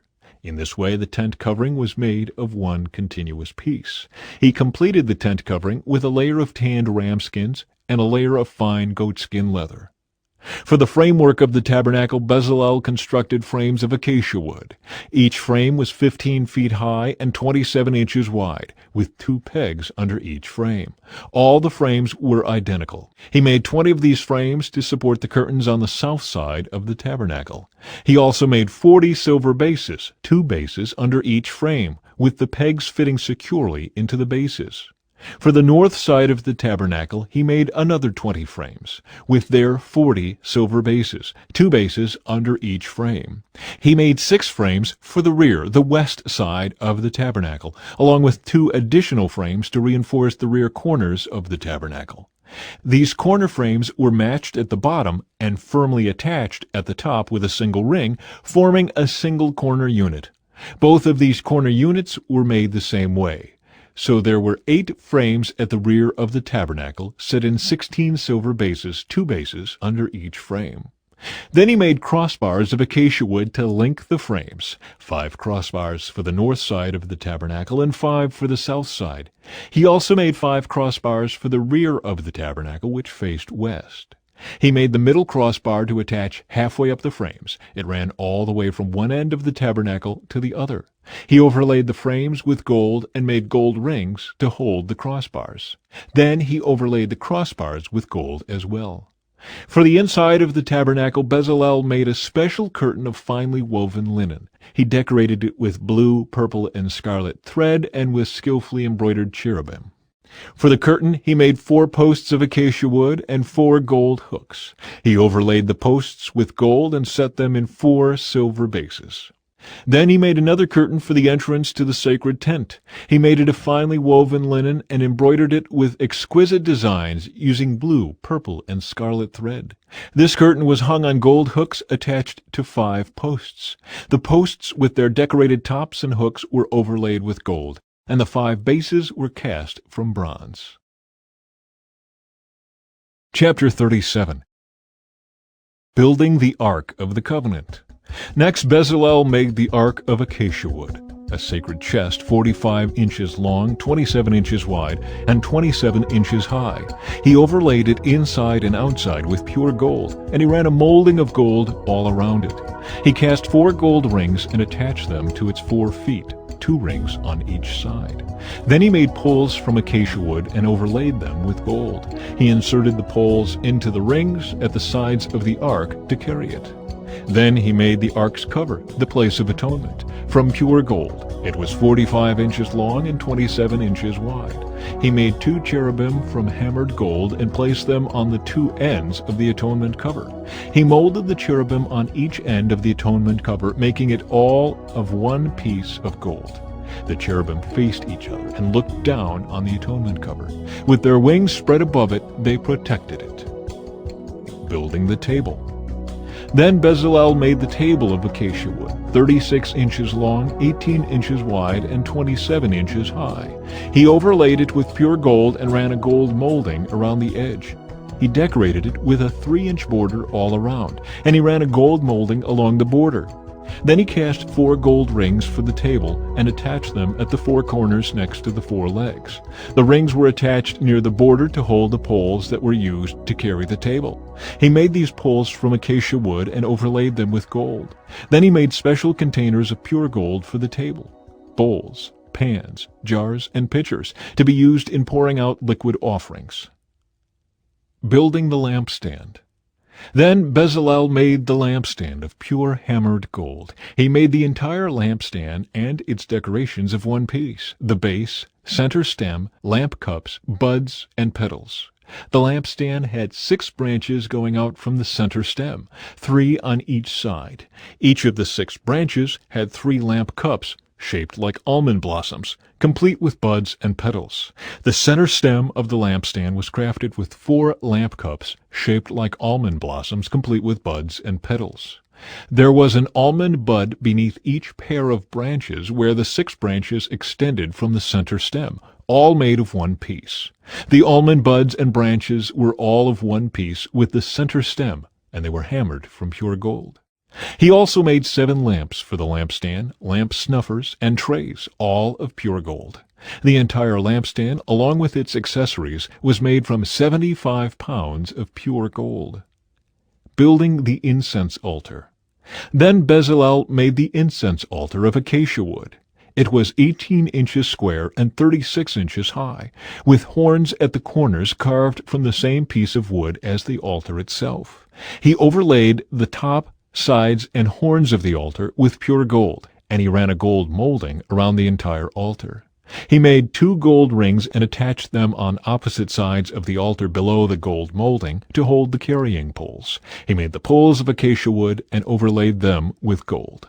Then he made the sacred anointing oil and the fragrant incense, using the techniques of a skilled incense maker. Chapter 38. Building the altar of burnt offering. Next, Bezalel used acacia wood to construct the square altar of burnt offering. It was 7½ feet wide, 7½ feet long, and 4½ feet high. He made horns for each of its 4 corners, so that the horns and altar were all one piece. He overlaid the altar with bronze. Then he made all the altar utensils of bronze: the ash buckets, shovels, basins, meat forks, and fire pans. Next, he made a bronze grating and installed it halfway down the side of the altar, under the ledge. He cast 4 rings and attached them to the corners of the bronze grating to hold the carrying poles. He made the poles from acacia wood and overlaid them with bronze. He inserted the poles through the rings on the sides of the altar. The altar was hollow and was made from planks. Building the wash basin. Bezalel made the bronze wash basin and its bronze stand from bronze mirrors donated by the women who served at the entrance of the tabernacle. Building the courtyard. Then Bezalel made the courtyard, which was enclosed with curtains made of finely woven linen. On the south side, the curtains were 150 feet long. They were held up by 20 posts set securely in 20 bronze bases. He hung the curtains with silver hooks and rings. He made a similar set of curtains for the north side, 150 feet of curtains held up by 20 posts set securely in bronze bases. He hung the curtains with silver hooks and rings. The curtains on the west end of the courtyard were 75 feet long, hung with silver hooks and rings, and supported by 10 posts set into 10 bases. The east end, the front, was also 75 feet long. The courtyard entrance was on the east end, flanked by 2 curtains. The curtain on the right side was 22½ feet long and was supported by 3 posts set into 3 bases. The curtain on the left side was also 22½ feet long and was supported by 3 posts set into 3 bases. All the curtains used in the courtyard were made of finely woven linen. Each post had a bronze base, and all the hooks and rings were silver. The tops of the posts of the courtyard were overlaid with silver, and the rings to hold up the curtains were made of silver. He made the curtain for the entrance to the courtyard of finely woven linen, and he decorated it with beautiful embroidery in blue, purple, and scarlet thread. It was 30 feet long, and its height was 7½ feet, just like the curtains of the courtyard walls. It was supported by 4 posts, each set securely in its own bronze base. The tops of the posts were overlaid with silver, and the hooks and rings were also made of silver. All the tent pegs used in the tabernacle and courtyard were made of bronze. Inventory of materials. This is an inventory of the materials used in building the tabernacle of the covenant. The Levites compiled the figures as Moses directed, and Ithamar, son of Aaron the priest, served as recorder. Bezalel, son of Uri, grandson of Hur, of the tribe of Judah, made everything just as the Lord had commanded Moses. He was assisted by Aholiab, son of Ahisamach, of the tribe of Dan, a craftsman expert at engraving, designing, and embroidering with blue, purple, and scarlet thread on fine linen cloth. The people brought special offerings of gold, totaling 2,193 pounds, as measured by the weight of the sanctuary shekel. This gold was used throughout the tabernacle. The whole community of Israel gave 7,545 pounds of silver, as measured by the weight of the sanctuary shekel. This silver came from the tax collected from each man registered in the census. The tax is 1 bekah, which is half a shekel, based on the sanctuary shekel. The tax was collected from 603,550 men who had reached their 20th birthday. The 100 bases for the frames of the sanctuary walls and for the posts supporting the inner curtain required 7,500 pounds of silver, about 75 pounds for each base. The remaining 45 pounds of silver was used to make the hooks and rings and to overlay the tops of the posts. The people also brought as special offerings 5,310 pounds of bronze, which was used for casting the bases for the posts at the entrance to the tabernacle, and for the bronze altar with its bronze grating and all the altar utensils. Bronze was also used to make the bases for the posts that supported the curtains around the courtyard, the bases for the curtain at the entrance of the courtyard, and all the tent pegs for the tabernacle and the courtyard. Chapter 39. Clothing for the priests. The craftsmen made beautiful sacred garments of blue, purple, and scarlet cloth, clothing for Aaron to wear while ministering in the holy place, just as the Lord had commanded Moses. Making the ephod. Bezalel made the ephod of finely woven linen and embroidered it with gold and with blue, purple, and scarlet thread. He made gold thread by hammering out thin sheets of gold and cutting it into fine strands. With great skill and care he worked it into the fine linen with the blue, purple, and scarlet thread. The ephod consisted of 2 pieces, front and back, joined at the shoulders with 2 shoulder pieces. The decorative sash was made of the same materials, finely woven linen embroidered with gold and with blue, purple, and scarlet thread, just as the Lord had commanded Moses. They mounted the 2 onyx stones in settings of gold filigree. The stones were engraved with the names of the tribes of Israel, just as a seal is engraved. He fastened these stones on the shoulder pieces of the ephod as a reminder that the priest represents the people of Israel. All this was done just as the Lord had commanded Moses. Making the chest piece.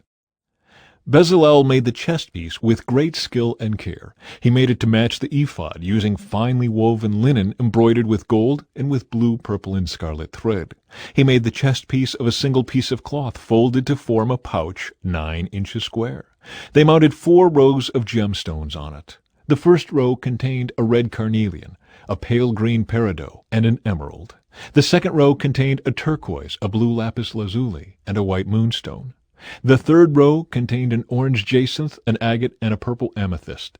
The fourth row contained a blue-green beryl, an onyx, and a green jasper. All these stones were set in gold filigree. Each stone represented one of the 12 sons of Israel, and the name of that tribe was engraved on it like a seal. To attach the chest piece to the ephod, they made braided cords of pure gold thread. They also made 2 settings of gold filigree and 2 gold rings and attached them to the top corners of the chest piece. They tied the 2 gold cords to the rings on the chest piece. They tied the other ends of the cords to the gold settings on the shoulder pieces of the ephod. Then they made 2 more gold rings and attached them to the inside edges of the chest piece next to the ephod. Then they made 2 more gold rings and attached them to the front of the ephod below the shoulder pieces just above the knot where the decorative sash was fastened to the ephod. They attached the bottom rings of the chest piece to the rings on the ephod with blue cords. In this way, the chest piece was held securely to the ephod above the decorative sash. All this was done just as the Lord had commanded Moses. Additional clothing for the priests. Bezalel made the robe that is worn with the ephod from a single piece of blue woven cloth, with an opening for Aaron's head in the middle of it. The opening was reinforced with a woven collar so it would not tear. They made pomegranates of blue, purple, and scarlet yarn and attached them to the hem of the robe.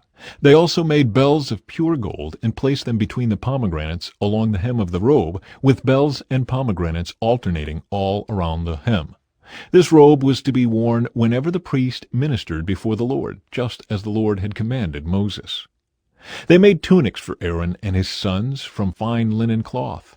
The turban and the special head coverings were made of fine linen, and the undergarments were also made of finely woven linen. The sashes were made of finely woven linen and embroidered with blue, purple, and scarlet thread, just as the Lord had commanded Moses. Finally, they made the sacred medallion, the badge of holiness, of pure gold. They engraved it like a seal with these words, "Holy to the Lord." They attached the medallion with a blue cord to Aaron's turban, just as the Lord had commanded Moses. Moses inspects the work. And so at last the tabernacle was finished. The Israelites had done everything just as the Lord had commanded Moses, and they brought the entire tabernacle to Moses, the sacred tent with all its furnishings, clasps, frames, crossbars, posts, and bases, the tent coverings of tanned ram skins and fine goatskin leather, the inner curtain to shield the ark of the covenant and its carrying poles, the ark's cover, the place of atonement, the table and all its utensils, the bread of the presence, the pure gold lampstand with its symmetrical lamp cups, all its accessories, and the olive oil for lighting, the gold altar, the anointing oil and fragrant incense, the curtain for the entrance of the sacred tent, the bronze altar, the bronze grating and its carrying poles and utensils, the wash basin with its stand, the curtains for the walls of the courtyard, the posts and their bases, the curtain for the entrance to the courtyard, the ropes and tent pegs, all the furnishings to be used in worship at the tabernacle, the beautifully stitched garments for the priests to wear while ministering in the holy place, the sacred garments for Aaron the priest, and the garments for his sons to wear as they minister as priests. So the people of Israel followed all of the Lord's instructions to Moses. Then Moses inspected all their work. When he found it had been done just as the Lord had commanded him, he blessed them. Chapter 40. The tabernacle completed.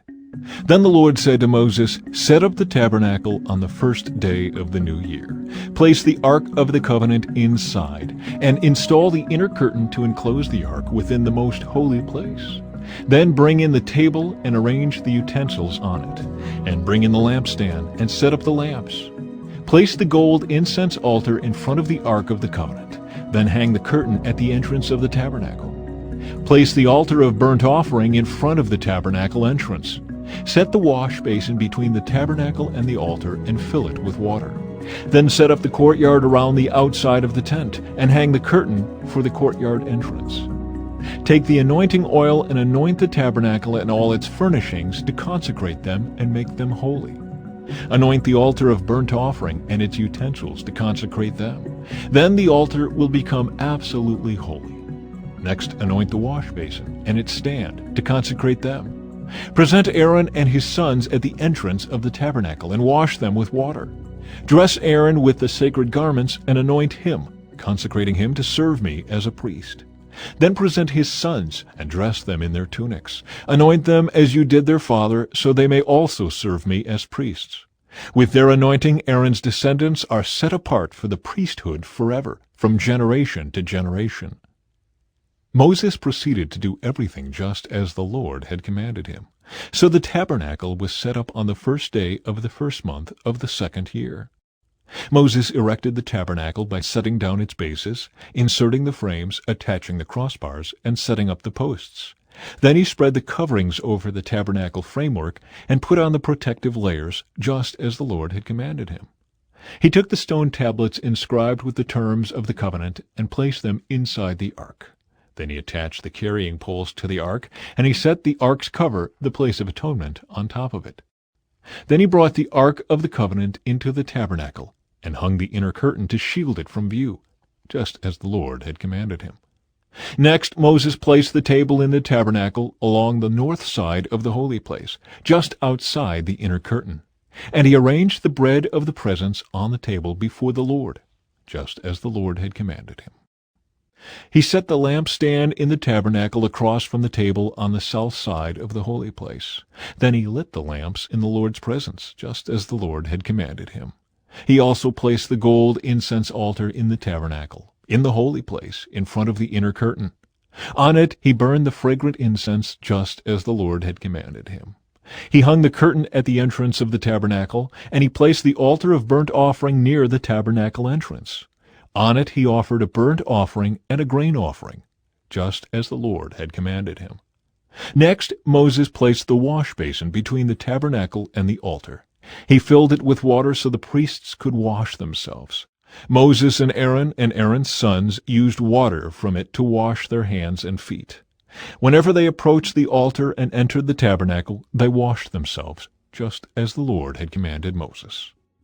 Then he hung the curtains forming the courtyard around the tabernacle and the altar, and he set up the curtain at the entrance of the courtyard.